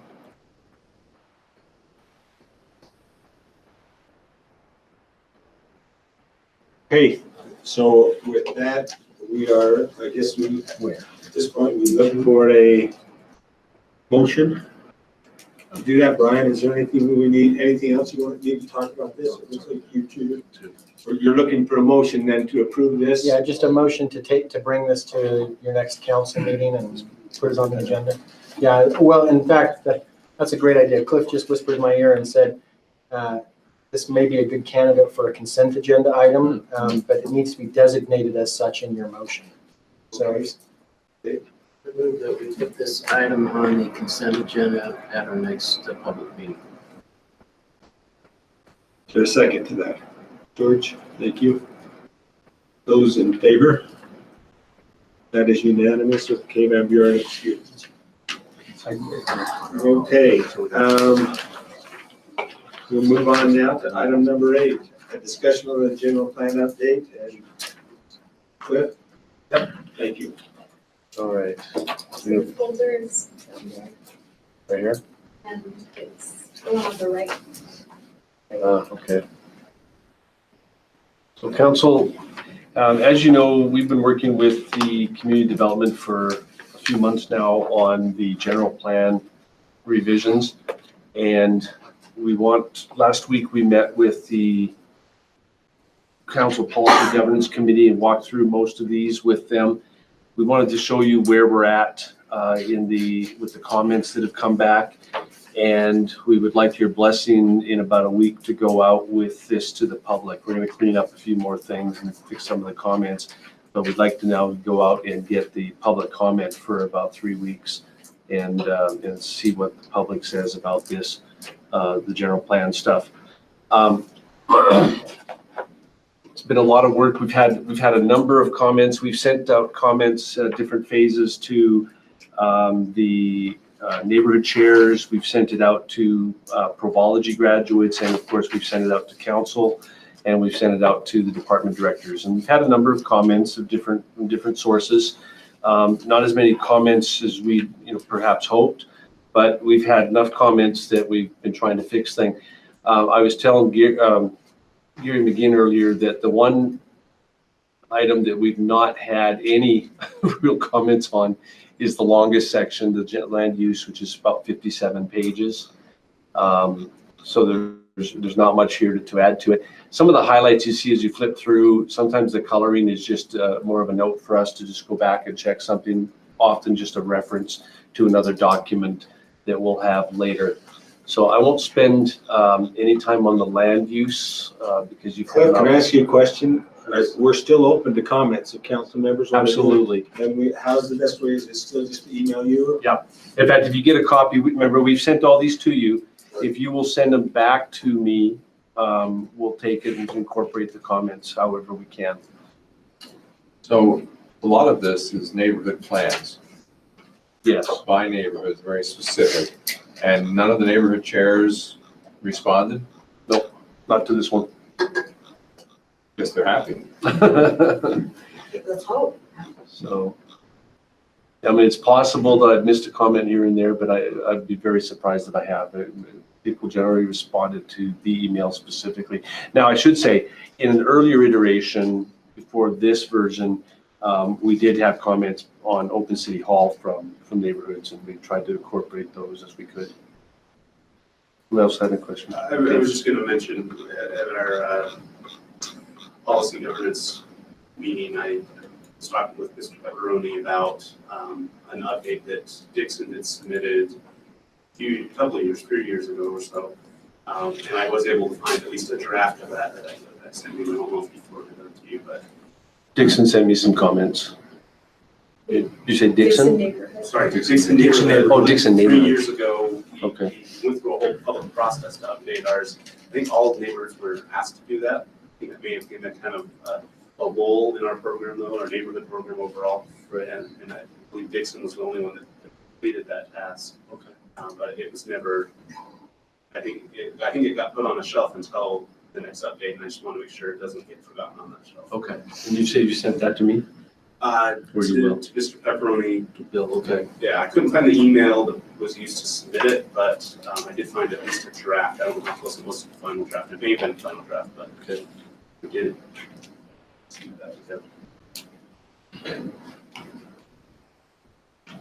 Okay, I'll talk to him about that. All right, so this is chapter 2. The preference that came out of some of the council reviews was that we change this from transportation and circulation to transportation and mobility. Red indicates new language that we've added in since the earlier versions that you've seen. Obviously, crossouts are crossouts. So we've just added comments as necessary. It's the green underline. What's that? Green underline. Green underline is usually some kind of indication that there's that word has an issue with Grammar checker. grammar or something, yeah. So we'll go back and make sure that everything's done. So this was, these changes here came from the engineering department. They asked for these changes, so we fixed that. I'm not going to go through absolutely everything. This one was a rewrite based on the Amtrak station. We've long since given up on pay telephone service. I think Dave Harding pointed that out to us. Interestingly, just so you know, because we want to make this lean towards the timeless and not get too dated in some of this stuff, we're aware that the Amtrak is looking at whether or not they want to continue having service to Provo, and so we didn't actually comment on that in there, but we did indicate that based on information from the Rail Passengers Association received in response to the Amtrak notice, that's the kind of demand that we have for service at that station. That is remarkable. I mean, that's averaging 20 passengers every single day, either embarking or disembarking over there. Yeah. That's more than I thought. Yeah. I once took it long before the train station was there. I took it all the way to Seattle from there, and I think back then it was, if I remember right, it was really just kind of a parking lot next to the train, and that was quite an enjoyable trip. So we updated the airport section, cleaned that up a little bit. You'll see that this throughout. We've made changes, sometimes in the grammar, sometimes in the tone. Comments from, again, various sources have been included. One of the questions that Dave Harding asked on was, has this been done? So we've got some homework to go back and check on some of the implementation steps to see if some of these things have been done or whether they continue. I'll show you later. There's another one that we have to ask if we do this. So this is also, this one here kind of led to the UTF. And so one of the questions I have is whether or not we need to leave this one as an item to be done. And I kind of lean towards suggesting you do, because it seems to me somewhere down in the future, we might have to come up with new funding sources for transportation. So we are going to have a discussion sometime in the next year or two about with the failure of Prop 1 a couple of years ago. There's now a new legislative proposal that'll be considered in the legislature this year, which would allow cities in counties of our size to enact their own transportation sales tax, essentially. That would be a 1/4 cent sales tax, half to transit and half to transportation. And if the county commission fails to do it and the cities don't do it, the legislature can impose the 1/4 cent, and then they take all the money. And so that there's a uniform level of taxation across all the urban counties in the state. So again, we'll be confronting this question of, should we be looking at putting something on the ballot in Provo by itself to do a 1/4 cent sales tax for transportation and transit? I think that bill is on its way to being passed. It is, yeah. Okay, so the first one here, 2.4.2.15, I know it's convoluted, but it helps us keep track of where we are. And in some of the other sections, we've got to do a little bit of work on tweaking the numbers and cleaning it up a little bit. But a number of you had indicated some interest in having some goals and objectives that relate to alternative fuel vehicles. So those are some of the changes that are made. This one, 2.4.3.3, came from, was revised by our engineers again. And then there's a recognition that TDM has an impact. So those are just some of the changes in here. The third one is housing. This one went to the Housing Committee for review, and a number of changes have been made, some of which you'll see in here, some of which we've already peeled off the comments because we've dealt with them in adding them. But one of the biggest issues was a recognition of trying to figure out how to come up with, amend the vision statement. One of the things that we've tried to do in here is where there's a clear vision statement that was actually drafted that relates to a section, we've included it. And in some cases like this one, there was a desire to have some additional vision comments made. And so this one has been reworked both by the Housing Committee and then ultimately by working through George and Dave Harding have worked on this one. And so this is the new section that we've got for housing, that recognition that it's important, and then a number of things that we would like to see, hopefully the council would like to see done throughout the city. And then we cleaned up some other language that had been in previous documents. And ultimately our primary housing goal is to provide adequate housing that meets our demands and supports the needs of our community. Then we went in and looked at the goals and implementations. Yes? It's good. Yeah, if I could just comment on that, I think that it's a wise hybrid approach where 2030 was developed through citizen committees and whatnot, but it is a few years old now. And so this way is saying, here's our vision, first quoting from Vision 2030, and then having some additional language there if we feel like things need to be fleshed out a little bit more or directed a little bit more.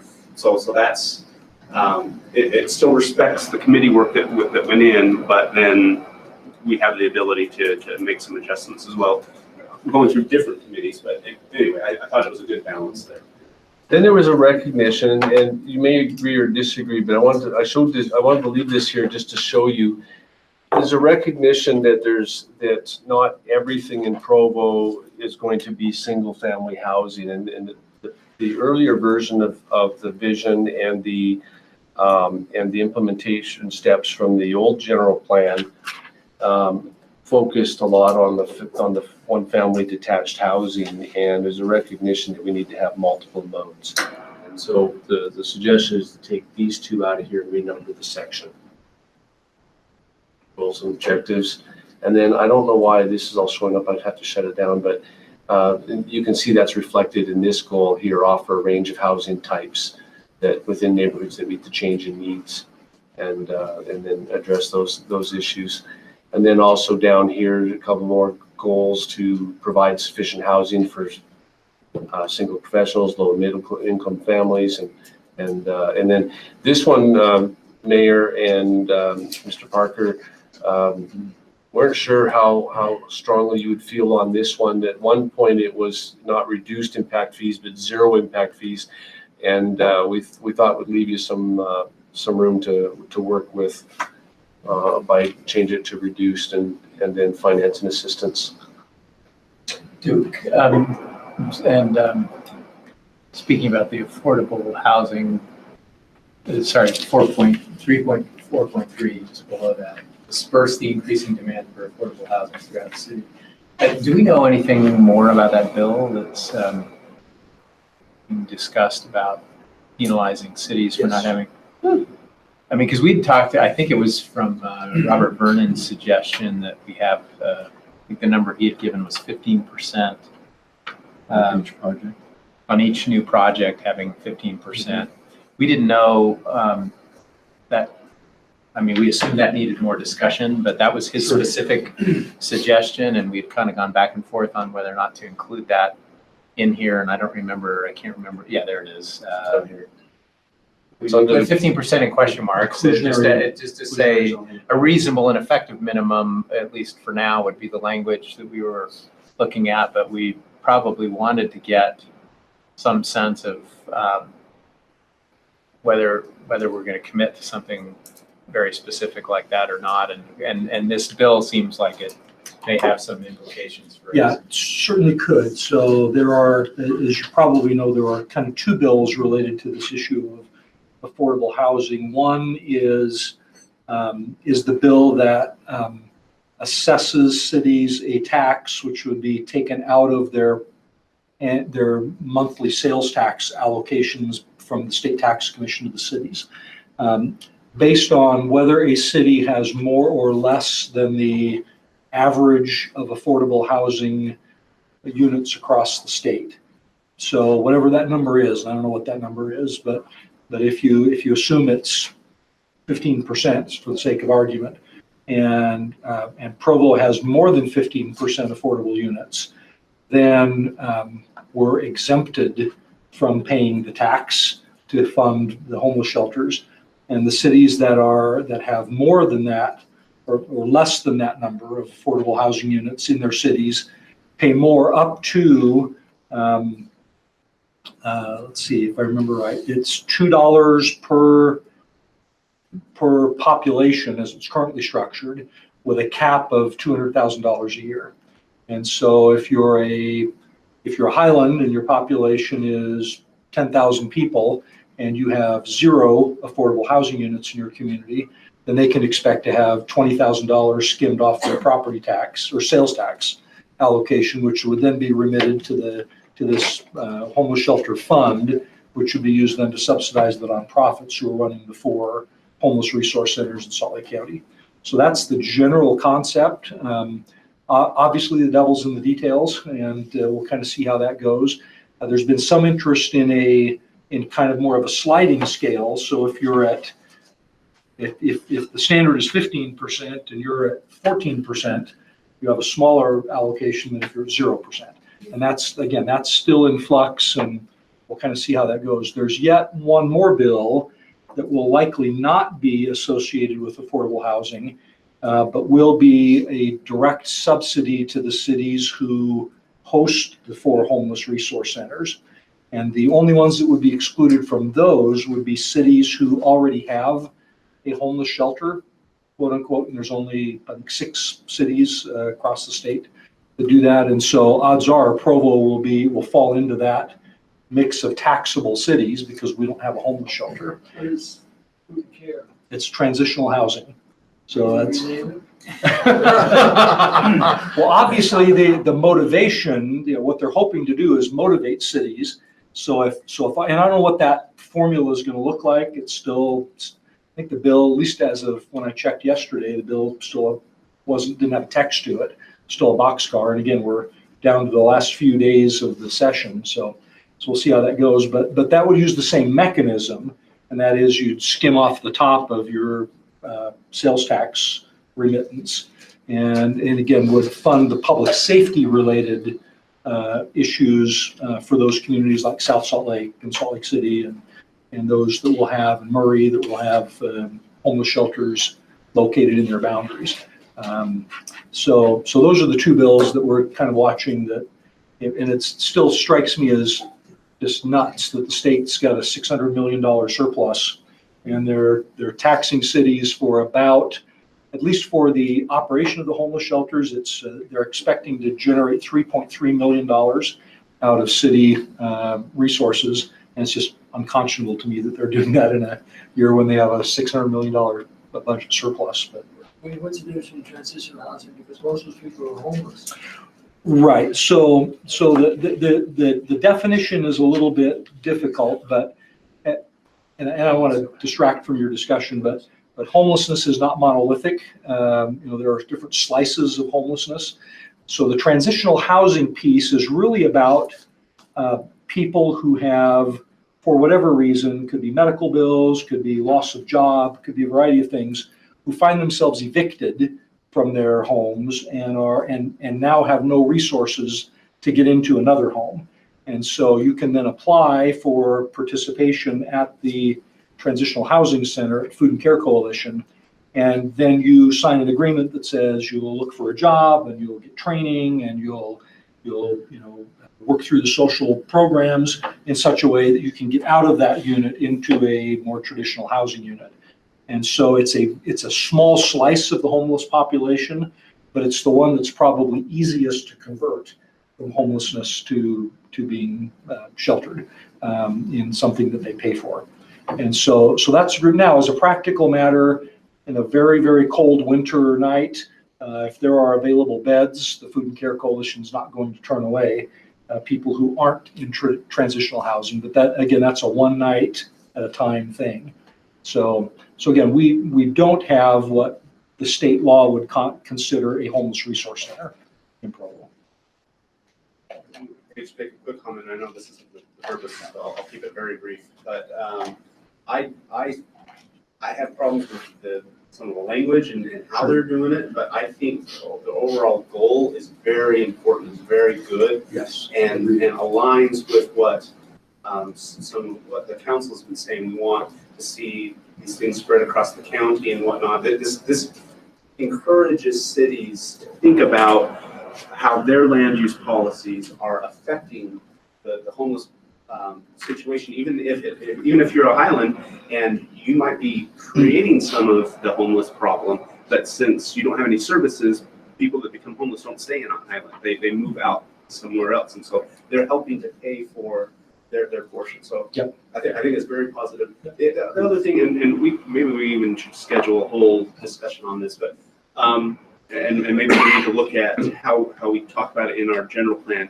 But to say affordable housing is kind of a really almost nebulous term. $500,000 home is a portion of affordable housing. It's affordable to a small portion of the population. So if you get into dry bureaucratic government documents, so they'll talk about affordable housing for 80% AMI and those kind of things. So you have to actually define, if you're kind of have to define who it's affordable to. So anyway, so particularly if we're going to talk about 15% and things like that, you have to be a little bit more specific. Why I think it matters, one of the reasons why I think it matters is if you talk about affordable housing, depending on who you're talking to, they may have very different ideas of what you're talking about. Affordable housing to some people means Section 8. Affordable housing to others might mean, well, I have 5 kids and I need a house with, a $300,000 house with enough rooms, and I can't find anything, that meets my needs. And so affordable means different things. So, but I think we have a much broader discussion on that. Yeah, and I think it's probably a good discussion for the housing committee and as well as the council. So some point we have to decide whether or not we want to keep that percentage in there, but I think it's illustrative right now. And then, of course, there's some discussion. George Hanley actually suggested that we have some energy efficiency and renewable energy in the housing inventory and to have some goals around that. So that's chapter 3. Chapter 4 is natural resources and the environment. Again, this is just a reference that we need to go back and make sure we link the right maps and et cetera. Dave Connect wondered if the developmentally sensitive was an adequate protection for wetlands, rivers and that.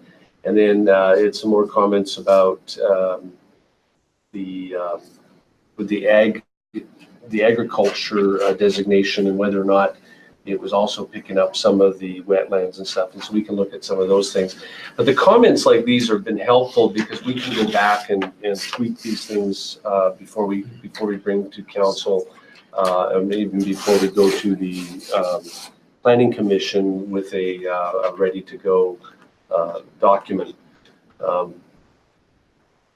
Again, not a whole lot of changes in this one, just mostly comments about things to consider. So we'll skip through that one really quick. Municipal services, we had a lot of good input from the various departments. We cleaned up some of the language, made it a little bit simpler, and recognized that we actually didn't have a vision statement for it. So Bryce actually took a good shot at it. And I think it's down here. So we cleaned up, we got rid of this idea that the future of Provo High, rather it's a recognition that we now have one, a new one in the works.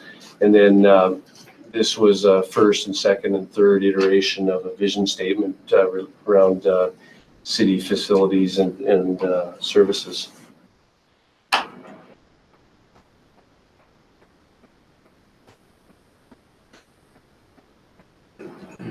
Thought it was important to recognize that we could put a very, very high standard on them, but if our residents don't want it and our residents aren't willing to pay for it, we're not going to get there. So I think that's an acknowledgement of the value that we're trying to provide. And then we fixed some changes in some of the wording of the goals. Here's another one, reference to alternative fuel vehicles, in this case for the city fleet. Again, mostly just cleaning up stuff. You've generally seen it. And then the public service or public safety wanted this one that made it clear that we were going to look at the future and longevity of their systems. Preservation. So Kelsey actually thought it would be helpful to put historic in front of preservation and residential in front of conservation to help clarify a little bit better. These are her comments about why some of these changes are in here. Again, you see some red line changes. This one had a fairly strong comment from one of our council members about this perception that about the pioneer neighborhood and then also about the downtown. And it really came down to the fact that areas like the downtown tend to rise and fall with the economy of the city. And so rather than just take a negative view and say that the downtown's declining, which might have been the case back when the last version of the general plan was adopted, we just wanted to recognize that there is impacts to it as the economy changes here that we need to be aware of. And then part of the comment I just made was a recognition that it isn't just the pioneer neighborhoods that sometimes are impacted as housing needs change. It actually affects all parts of the city depending on what trends are happening at the time. Some comments for us to be aware of going forward. Again, not a lot of changes, mostly just tweaks. There's some cleanup from RDA folks about the court building. And this document is, here's another addition to a vision statement from 2030. Give me a chance to look at that for a second.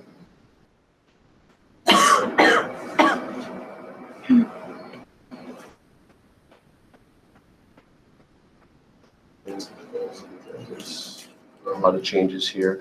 Now, this is an area we haven't spent a lot of time in that we need to address. And the thinking is, rather than having it as appendix to chapter 6, just put it in an appendix later on in the whole system. So we'll work on that and get that cleaned up. The comments to the side mostly take some issue with the validity of some of the claims in there about some historical moments in time that we'll need to spend a little bit of time just checking those. But rather than have this as part of the main document, we'll put it in an appendix so that if anybody's interested in the history of development in the city, they can do that. Chapter 7, economic development. Some clarity. Dixon gave us a lot of good suggestions in here and helped rewrite this section. Talks about some of the trends and the current issues. Cleaned up some of the language because of the economic development strategic plan. Little recognition that there's a bus rapid transit system coming and how that might affect, and then again some clarity around the additional language around the vision statement. Again, just some tweaks on the goals. So we decided that we'd take this section out here. There was, rather than encouraging and specifying exactly what we would do to help business leaders be involved, just a recognition that there are many things that you can do to help them be involved. the city. Again, some clarity, cleaning up to some language and references to places that exist in the city. Number 8, Parks and Rec. I'm gonna make 2 copies of this one here. Now, one thing that we've recognized, and we probably have to, Gary, do a little bit more work on, is there's not a lot of comment in here about open space. We probably should address that.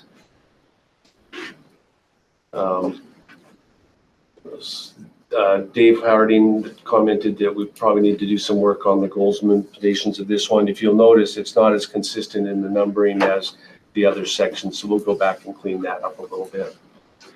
Make that make more sense.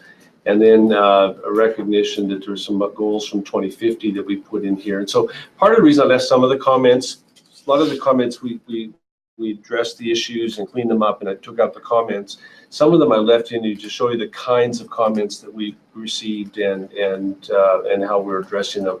These 2 really came out of the draft 2050 goals and objectives, and it was felt important to put them in. Yes. So mine there is, and Wayne, maybe you could help us on this. Are we still looking at expanding facilities at the Covey Center? Or does that refer to something we did in the past? Well, we did acquire additional property for the purpose of having it available for future expansion of the Covey, but I don't think we've got any current plans in that direction. So one of the questions is, do we take out 8.4.10? Probably. Okay. So those are the 8 sections of the general plan that we've got for you. We haven't included the introduction. We'll do that later. We'll rewrite it based on how all this is laid out. But where we'd like to go now is do a little more tweaking and clean it up. And then as I said, in about a week or so, we'd like to send it out to the general public and ask for comments. And if you're okay with that, that's what we'd like to do. Any questions? We want to send it out next week. Because we want to get, what we're trying to do is we're trying to get it done to the point where we can get the planning commission, comments from the public, planning commission, back to council and get it adopted late April or early May. So how are you going to alert the public? We're going to do a number of ways. We'll probably do a little story on it, try and get a story into the Herald. We'll put some on Open City Hall. We're looking to do some emails to any email lists we've got. Again, to remind the neighborhood chairs and we'll open up to the vice chairs specifically as well this time. And we're hoping to be able to use some of the mayor's resources to help put that stuff out there. And they'll have exactly how much time? About 3 weeks. About 3 weeks.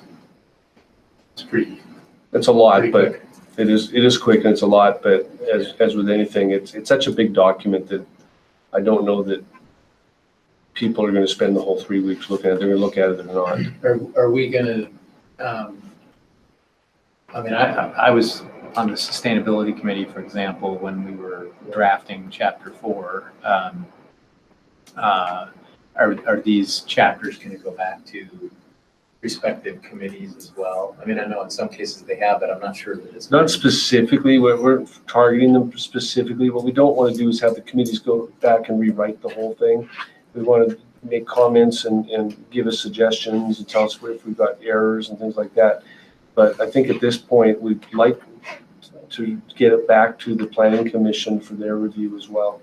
I guess what I'm thinking is that if you know, obviously these committees are made up of citizens of the community, so they're just particularly interested and in some cases probably well situated to provide helpful feedback.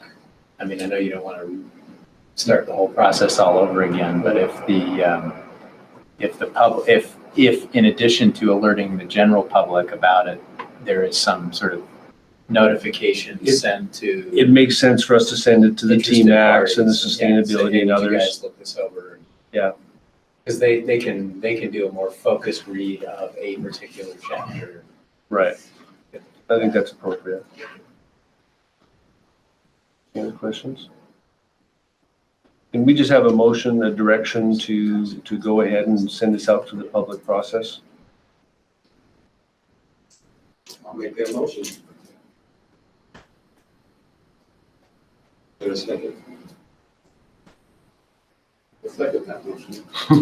I'm just a little worried about the feedback issue.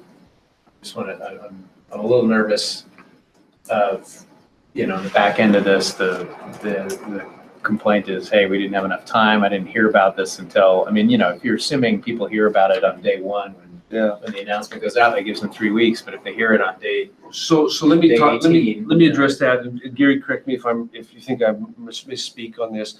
The intent right now is to get it out to the public. Whatever comments we get back in the short term, in other words, in say 3 weeks, we'll incorporate it into the draft that we send to the Planning Commission when they study it and they review it. And then when the Planning Commission, of course, the public still continues to have the opportunity to see it and consider it and think about it and comment on it, through both the Planning Commission phase and the City Council phase.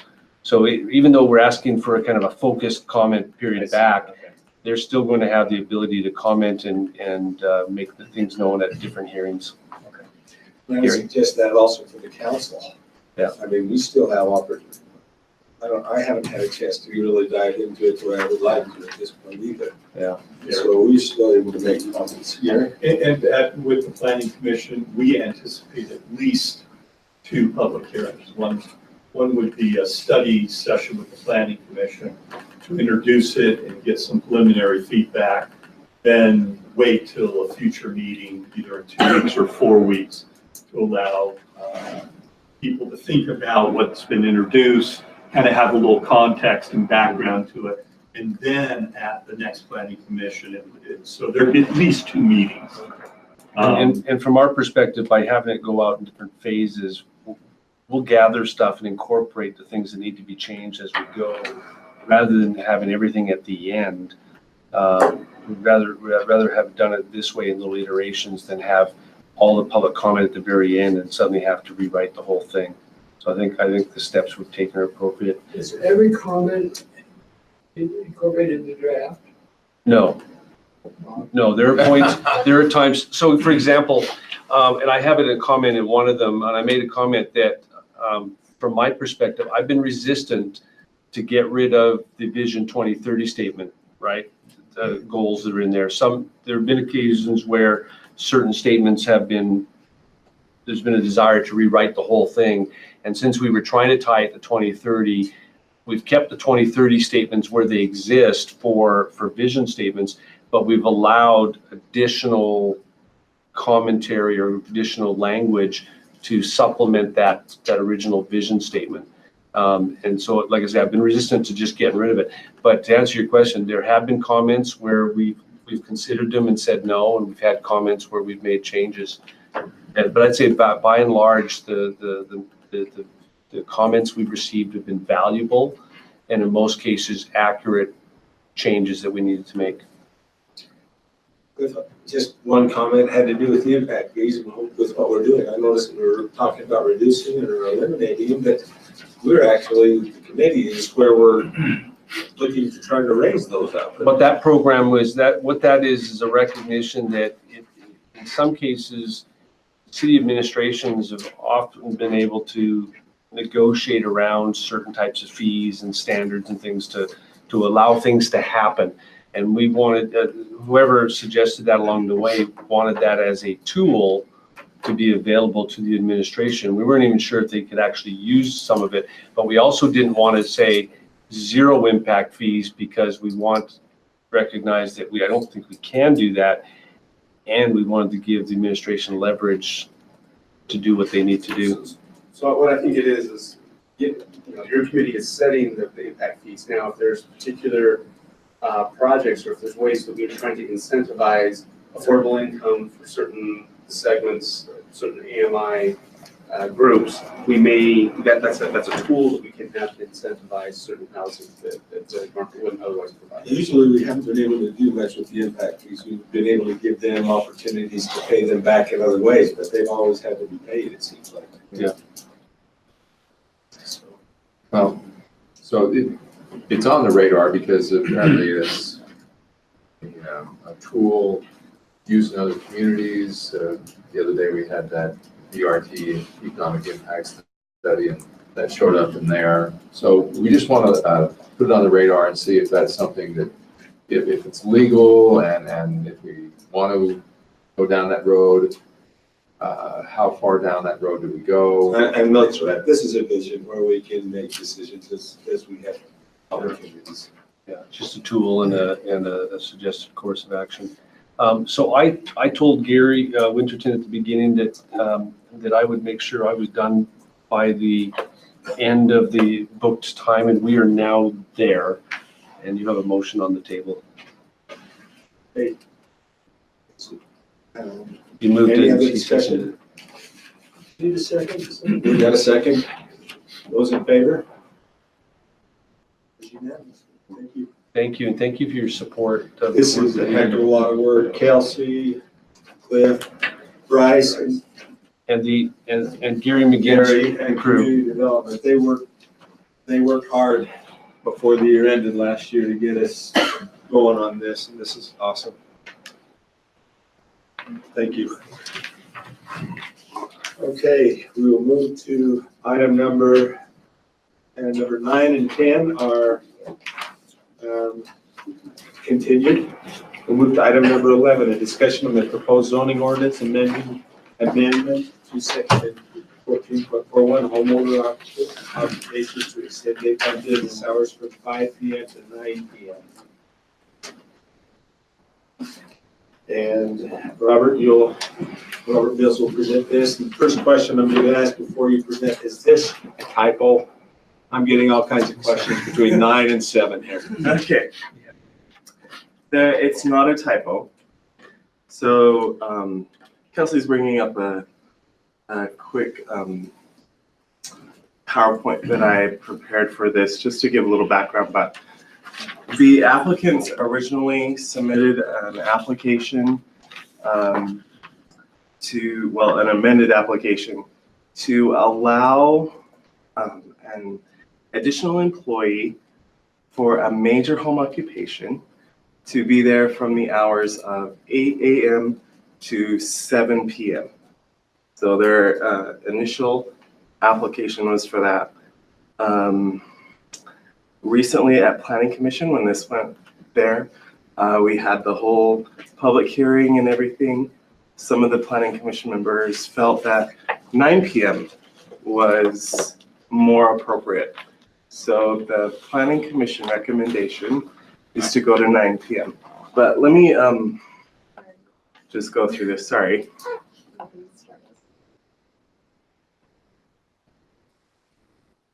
While she's bringing that up, basically, in Provo City, our code allows for 2 different types of home occupations. We have minor home occupations and we have major home occupations, both of which, the intention of which are to be basically innocuous to the surrounding neighborhood. It allows those homeowners that have that occupation to be able to work out of their homes in a way that their neighbors probably wouldn't know that they're there.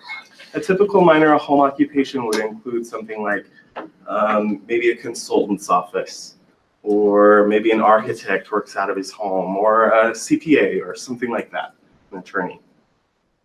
You don't really know it's there. An example of a major home occupation would include something like a daycare with over 6 kids, something like what's being proposed by this applicant. They wanted to put basically like a performing arts school in their basement. Oh, thank you, Kelsey. And have 6 people come to their home for those classes, no more than 6 per hour. Those are considered major home occupations because we believe that there could be some additional impacts from that.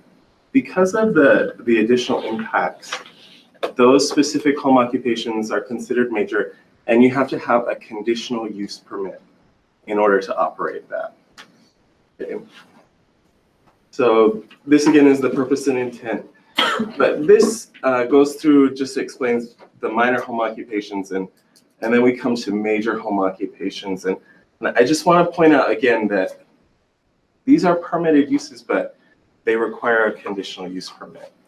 a site-specific analysis to understand what's going on and to make sure that what's being proposed is okay for that location. So what the applicant is proposing is currently under major home occupations. They had at one time wanted to change this number. That is no longer part of their application. All they want to do is change these daytime business hours from 8 to 5 p.m., which is subject to an outside employee. And they just want to change that part. What do you mean subject to an outside? Help me understand that part. Okay, yeah. So with a major home occupation, with an approved conditional use permit, you can have one outside employee come to your home. For instance, if you have a dance school or something like that in your basement, and the primary instructors are those that are residing in the home, but maybe for one class or two classes, they have somebody with a special talent come in and teach that specific class. So with an approved conditional use permit, you can have one employee come and do that. Does that make sense? Yeah, so that's all they're doing is adding one more person, basically, to what this specific one more person possibly to what they've already got. No, they're not adding anybody. They're just extending the hours that one person can be on their property. How do you get that conditional use permit to operate a major business in your home? So a conditional use permit is applied through community development. If based on community feedback and the size of the property, it can go to an administrative hearing. Oftentimes, if it is controversial or something like that, the planning commission will hear that and be the deciding body on that. It never comes to the council. It does not come to the council. Why does it have to be a citywide change if it's a very specific circumstance here? Maybe there's some reasons here pertaining to city policy that I don't understand, but if the conditional permit said on you're allowed to have your employee stay until 7 p.m., but this is specific to this site, just seems like it's asking a lot of the rest of the city to accommodate the needs of this particular home business. Suddenly change the policy for the whole city. Good question. So the reason why it's a citywide impact is because the section of the code that deals with home occupations applies universally to our city. And so anytime you make a change to this section of the code, then you're going to impact the whole city. On the flip side of that, that's where that conditional use permit comes in to provide the specific analysis for these individual sites. Maybe in some cases, in the conditional use permit process, the specific site wouldn't warrant allowing those hours to be extended.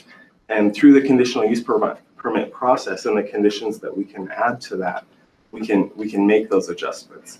But the reason the applicant in this case needed to come and actually amend the code is because in that conditional use permit process, we can't extend hours beyond what the code allows. We can restrict them. Gary. George, I think what Robert just said at the end there is really important. What the ordinance does is set the outer parameter or outer limit of what we can do. So in an appropriate situation, we may be able to shrink in to set conditions on it, but we can't go beyond what the ordinance says. So the ordinance says it's what, 5 to 7. So right now it's 8 to 5. Or 8 to 5. And so we can't allow it to go beyond 5. We could allow it to only go to, say, 3 in an appropriate circumstance, a site-specific issue. But isn't it inevitable that if you extend it to 7 p.m., then that becomes pretty much the standard practice, right? I mean, you'd have to have... It would be. You'd have to have, strong opposition from a neighborhood that is aware that they even have that option available to them to cut it back to 5 p.m. And I mean, it's not, I just worry about it sort of bleeding. and it's not just strong opposition. The default with a conditional use is that it's presumed allowed. And only if neighbors can show that there's some sort of problem that affects quiet enjoyment of property, health and safety in the area, then you can put restrictions on it to shrink it in from the ordinance parameters. And so you're right, we can't in a conditional use say the ordinance says 5, we'll let you go to 7. We can only say 7 down to 5. You know, if the ordinance did say 7, then we could go down to 5. But it is presumed de facto that the council as a policy is fine with 7 everywhere in the city, except under certain circumstances where we could put a condition on. I think that was the intention of the planning commission as well, to say each of these applications are going to be going through this conditional use permit process, and the staff and the planning commission have the ability to shrink it. So in the case of maybe somebody has 4 extra parking spaces on their property or something like that, so it wouldn't impact the community, then they would have that availability. But if we needed to shrink it, we could. So I think. So thank you for addressing that. At other times, we've been kind of warned about those conditional uses that they almost, the way that the law has kind of found, they almost are always allowed. I don't know if this is a little bit different but the administrative hearings, we were often told that, you know, there's sometimes no point in taking public input because it's just kind of, you have to follow the letter of the law. And if the letter of the law says that there's not really a lot of judgment call in those. It's just, does the law apply in this situation or not? So it really doesn't even matter if people show up to protest because, so anyway, so I'm curious because the way that you were presenting it earlier, I almost got the feeling that, yeah, but just remember this is permitted, this is just a conditional. So anyway, I guess help us understand when the planning commission in an administrative hearing could, under what circumstances might they scale it back or might they deny the conditional permit? One of the commissioners brought up a good point. She said, could this be allowed in, say, like a multifamily housing situation? And the answer to that is yes. A good example of how maybe a conditional use permit could help with that is oftentimes in a multi-housing facility, there are extra parking spaces, say during the day. The visitor parking isn't taken up or anything like that. And so having people come to your home during the day would be just fine. But you approach that 5 to 7 to 9 hour, everybody's coming home, right? And so the availability of parking isn't there. And that's an opportunity for the planning commission or for the administrative hearing officer to say, this is going to function just fine during these hours, but we're going to restrict it in these other cases. Whereas maybe like in a residential home that has, you know, a 4-car garage or something like that, that has ample parking at all times of the day, then maybe there's a reason to extend those hours. Even if the neighbors all were against it, you'd still say, well, there's not a strong empirical reason why we would not allow this, so we have to allow it. Well, right, because a conditional use permit or a conditional use is a permitted use where impacts to the neighbors are assessed, and if they can be adequately mitigated by the conditions, then. Thank you. I could give it a good example of a conditional use permit where, let's say, you have a car wash or something like that. It's a conditional use permit where it is, but because of maybe the specific topography at night, as cars would go through it, their headlights might shine into the windows of homes. We could, and the ordinance doesn't require a fence, a sight obscuring fence. That could be a condition then we could probably put on it, say, you have to put up a fence or you have to turn off your music at night, because it will impact people, even though that's not in the ordinance. So that's a condition under the specific circumstances. So a different way to back into this could be, you say, an ordinance could read, it's ends at 5, and then it's, however, you can go to 7 in areas that are single-family, on single-family detached, neighborhood single-family detached home, on collector streets, and add some criteria in that that would allow it to go to somewhere else. Now, just by doing some of those things, you start winnowing out other areas of the city.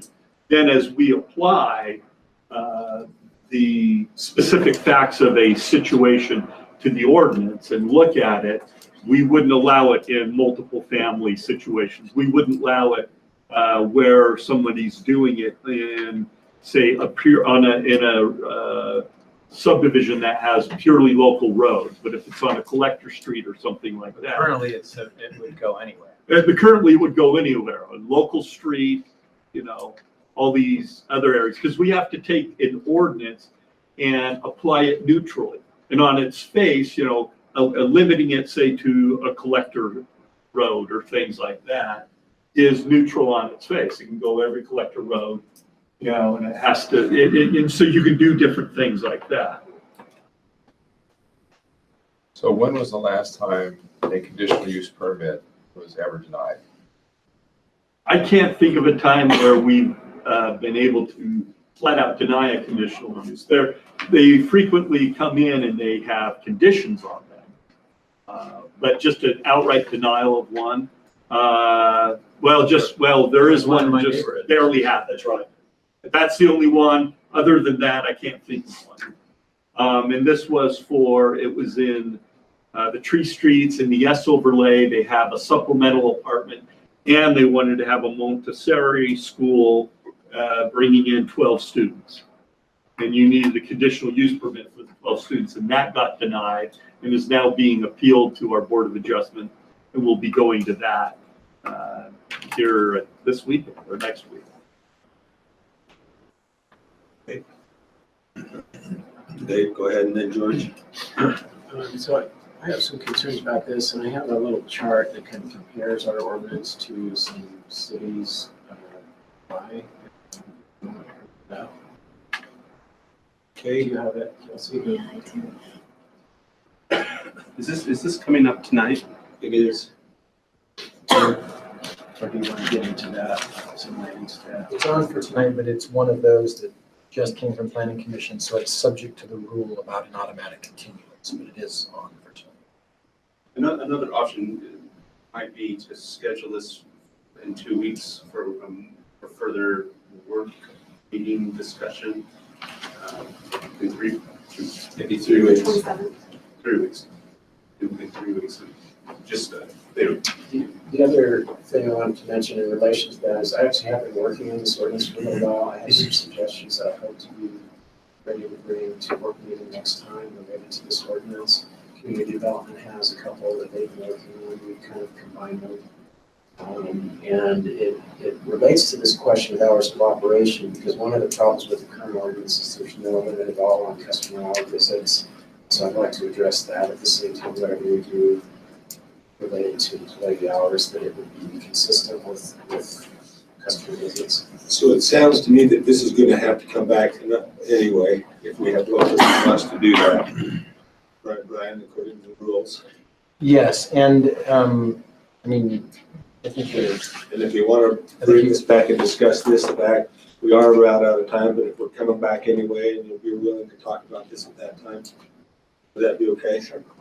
George, do you have any? Yeah, what are the hours of operation of a major home occupation? So, like Mr.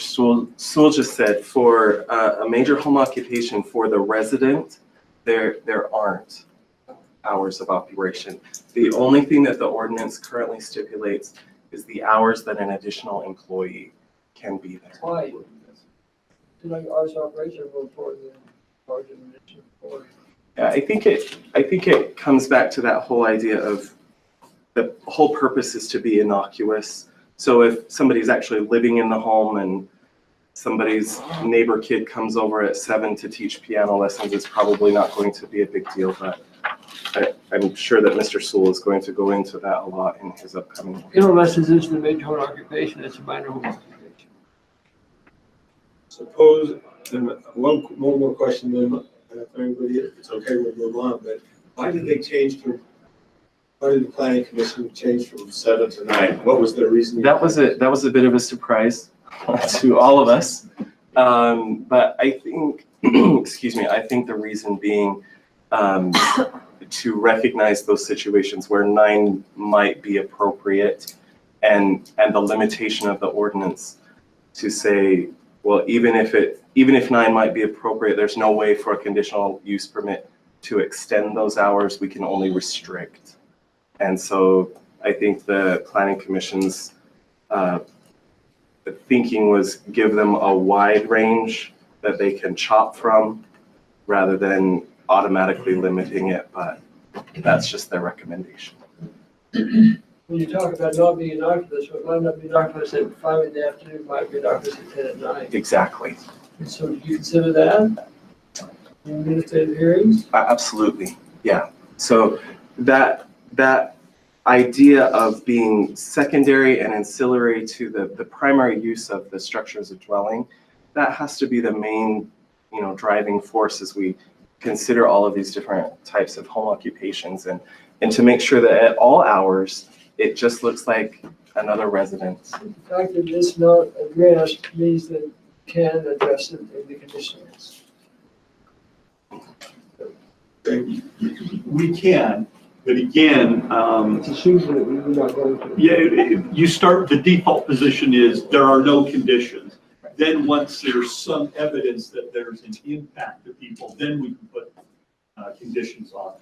But someone's bringing up that there's going to be some impact, but what if nobody brings it up? I mean, that's a big hole. The burden of proof is on the public or the neighbors. Okay, I can see this is gonna have, we're only some more time for that, so we will schedule that in 3 weeks at our next council. We'll bring it back in the work session. David, if it's all right, you can present your spreadsheet there. And then we will mention this tonight. Brian, help me do that appropriately for the rules. And it will be coming back. George? Just, and one request I have is I don't see a reason why they're requesting it, so that would be helpful too, to just understand what it is that's inhibiting them, the 8 to 5. I mean, obviously they want one person to be able to stay past that, but I don't understand why. So, Just to quickly answer that question, one thing that they cited and the neighborhood chair cited, who was in support of the original application to go to 7, was just societal changes, that the way, primarily specifically for performance-based classes and things like that, those generally involve students who are elementary through high school, and the burdens being placed on their time in this society in this current time generally extend into a little bit later hours, parental work hours, to be able to get your kid to those types of classes by 5 o'clock becomes prohibited. So that was the reasoning. Thank you. Just a clarification, I assume we're still gonna take whatever is. We will go that, and then we'll just have the opportunity for council members to say, I'd like to continue this to the next council meeting for further discussion. One more request. Can we get a listing of major home occupation? Everybody, email it to us. Let's see where we have these. Now, you should consider major? Yes. Mr. Chair, just one clarification. The comment was just the exchange between you and Mr. Sewell just a second ago. I think that's totally appropriate, and it's completely up to your discretion how you handle this, but I would say that you may want, I don't know what the turnout's going to be like. If you've got 45 people there that want to talk about how they're outraged about this and you're not planning on passing it anyway, you might want to let them know that and say, 3 weeks from now, we've got a completely different proposal that we'll be considering as well. There's just an efficiency issue there as far as both your time and the members of the public's time. depending on how many people are there and what it is they want to say. Appreciate that, and we'll see how many people show up for that thing. Okay, we will now move on to item number 12, discussion on a proposal to adopt a resolution, a complete streets policy, and incorporate said policy as an appendix to the general plan. Lots of support of this. Thank you. Appreciate you giving me a little bit of time today to talk about this topic. It's actually fairly significant, and that's why you'll probably notice that there's no action being requested of you today. This was presented to the Planning Commission just last week as well, and we specifically asked them to continue the item so that there's multiple hearings that will go on for both Planning Commission as well as for yourselves. I can't think of many topics in the city that are more prevalent. There's a sufficient number of city documents that talk about our transportation network, and there's a significant number of interest groups and stakeholders that regularly discuss the transportation network and how it affects them, regardless of what their interests might be. As far as city documents go, we've got the general plan, we've got Vision 2030, the Transportation Master Plan, the Bicycle Master Plan, the Joaquin Neighborhood Plan, the Downtown Master Plan, and the Southeast Neighborhoods Plan. But all of them, in one way or another, talk about complete streets principles, or specifically talk about the city needing to pursue adoption of a complete streets policy. Provo's also taken some steps. We've established a transportation and mobility advisory committee and a bicycle committee to discuss transportation related needs and how the city can work to better serve the community. The policy that's in front of you that is the appendix to the staff report, I believe that was in the attachments on SIRE. That policy is a product of the Transportation and Mobility Advisory Committee. They've been working on that for a little bit over a year now. They work on it during their public meetings. So once a month they meet in a public meeting, and they've been drafting this policy as a recommendation to you during that process. The Planning Commission and Public Works have been there in those meetings as well, giving input, as well as there's been some input sent in from the Bicycle Committee that they've received and incorporated as part of the document. So I guess just really quickly to say what are complete streets to help set the stage a little bit. The focus is on all users and all nodes. Just make an observation, correct me if I'm wrong, Elizabeth, but the actual policy is not in SIRE. We have a report of action, which does not include it, and we have a memo. We do not actually have it. Does the report of action not have the staff report attached? Yeah. This staff report or the policies? Policies, the attachment on the staff report. Report of action, continue. It's like it starts on page. Attachment number 1. Yeah, it starts on page 6 of the staff report.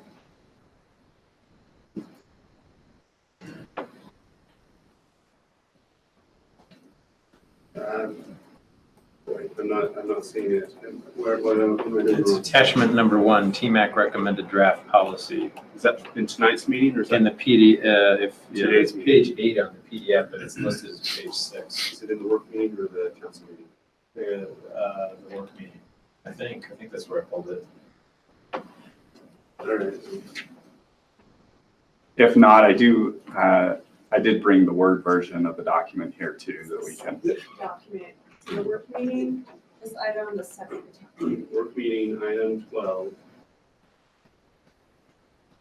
So, report Just back. on what page? If you just keep scrolling in that document, it should be at the end. Got 2 pages. That's all you've got? I'm sorry, keep going. Yeah, Okay. you've got some. We'll get it to you. that's part of the reason why we're trying to give a little bit more time too, because it is a pretty significant document for the city. So I guess one question to ask ourselves is why complete streets? It's obvious that streets are important. They have a pretty big impact on the city. There's actually research that shows that as far as American cities go, on average, 30 to 45% of the developed land within a city is taken up in the street network. So that's a pretty significant amount of land value, and that's not skewed one way, rural to urban. That was a study that was done that bridges all those cross sections. But starting in about 1990, there was a movement that began, and that's where this term complete streets comes from, is that movement. So I guess it's a little bit more than 30 years old that it began. But the idea is that the transportation system is the lifeblood of the city, and that it serves more than just a utilitarian function. As one way, the best way that I can try to help provide the framework for what complete streets are is first to say what complete streets are not. So just to be clear, it's not a special project. I put an image of Bulldog Boulevard up here. You're all familiar with that project. And it's a good project. It's implementing a lot of really neat things, some really progressive ideas and innovative solutions. But Bulldog Boulevard doesn't necessarily work as a street cross section to use on every street throughout the city, right? So it's not that special project. It's also not a design prescription, meaning it doesn't necessarily mean that every single road has a vehicular travel lane, a bus lane, a bike lane, right? It's not a standard street cross section. Complete streets are actually a high-level policy decision in terms of this movement. It's a high-level policy decision that really looks to drive the way that we approach transportation planning. It can require changes to everyday decision-making processes, from you as the council all the way down to at staff level as projects are being designed or bid out, et cetera. These policies are intended to drive those decisions. Project reviews, when developers come in, it helps set a vision that the city establishes for what they expect developers to do as they create new projects. And it's intended to have long-term results. It's not a short-term solution. It definitely takes time to get it implemented through. So the example that I use a lot is the hinge on a door. If you think about how far that a door travels, in all reality, it's grounded at one point, and that's the hinge. And the hinge provides the grounding and the direction that that door travels, but the door itself is making the majority of the movement. So when you think about complete streets policy as that hinge, you're affecting decisions that occur. So like I said, complete streets isn't new. In fact, this image shows there's a little bit over 1,300 agencies throughout the United States and Puerto Rico that have adopted complete streets policies. The pie chart in the top right is just a breakdown of percentage of the different ways that those policies have been adopted. So there's a lot of... How many you count? 4. Where? Salt Lake City, Salt Lake County, UDOT, and Wasatch Front Regional Council. So as far as ways that these policies have been adopted, there's a handful of different ways. They've been done by resolution, by policy. They've been adopted as ordinances, design standards and manuals, internal policies or executive orders. That's basically just the breakdown that you see here. The majority of everything happens either by resolution, which is this blue color, by policy. Now this would be legislative policies. This would involve you at just under 26%, or by adoption by ordinance. That's the gray color. So by and large, those are really the tools that are typically used, but there's a handful of other ways that cities have worked to adopt those. So that's the background on even why TMAC has been discussing this and what complete streets really are as you begin this review process. As I said, today is really just to give you an introduction to the document. We expect that this will probably show up in front of you in about a month, once Planning Commission's had more sufficient time to review and provide a formal recommendation. Planning Commission's feedback so far and the Bicycle Committee's feedback so far has been extremely positive for the draft that TMAC has put together. There were actually even some members of the Planning Commission that were suggesting that they wanted this to move forward quicker, and so they wanted to provide a recommendation to you right away. But TMAC still has the very last section to make a formal motion on, so that will be taking place next week. And we did ask Planning Commission to make sure that they absorb the document and provide any feedback. Will you explain how TMAC went through this process and the different sections of it? Yeah, certainly. So if you look at that document, I'm sorry, Mr. Harding, that For whatever, I can't down a little bit, but she did send. But you got it. Attachment, Okay. so I am now looking at it. So if you look through that, it's broken down into various different sections. It establishes a vision. It talks about applicability. There's a section on context sensitivity. Although it's one entire document, they wrote it section by section. And so as they went through each section, they would adopt, or they would move to accept and move on from that section. So the last remaining piece is the very last section that's called performance measures. That just outlines the specific things that the city will do to actually track if this policy is working or not. So that last section is, they discussed it last week or last month, and we got an informal okay to move forward, but we're going to ask for them to adopt that last section so that the entire document is complete from TMAC. So I guess the last thing that I'll say is, although we have a significant number of city documents, like I mentioned at the beginning, that talk about complete streets and complete streets principles and the city wanting to support these ideas, what TMAC identified was that we're lacking and we're behind the times.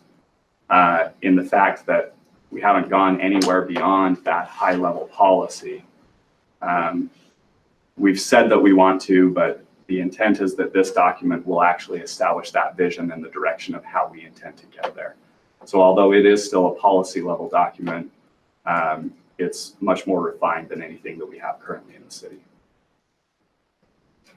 So I'm wondering if you could, I mean, maybe this is, we're getting into the weeds a little too quickly, but I'm curious about how it works at that level of high level policy as opposed to a prescription. So if a neighborhood, I mean, if a neighborhood deems that they do not have sufficient sidewalks and or bike lanes, for example, this policy gives them a toolbox to use and us as a city council to use as a sort of justification for and a guiding principle for developing something like that. If a neighborhood, by the same token, says we don't want we don't want this to be imposed on us as a cookie cutter model. We like our street just the way it is. No thanks. I sensed in the document that this idea of context flexibility was sort of acknowledging the complexity of different neighborhoods and the autonomy of different neighborhoods to sort of say we do or we do not want all of these features, or we want some of them but we don't want all of them. Can you just explain that a little bit? Yeah, I'm glad that you mentioned the context sensitivity section, because that's specifically what it's intended for. So like I mentioned, it's complete streets is not a design prescription, which also leads to say, rather than saying a sidewalk is a pedestrian facility, an analysis should be made of how are you going to accommodate the pedestrian is really the question, right? And in some instances, pedestrian accommodations can be a 4-foot shoulder on the side of the road. And in that context, it might work.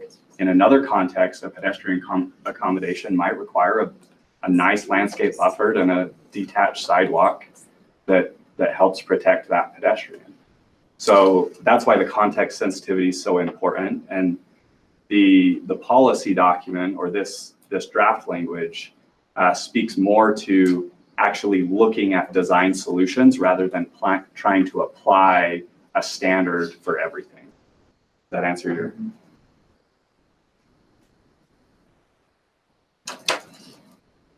I guess just to further that a little bit, since there's some silence.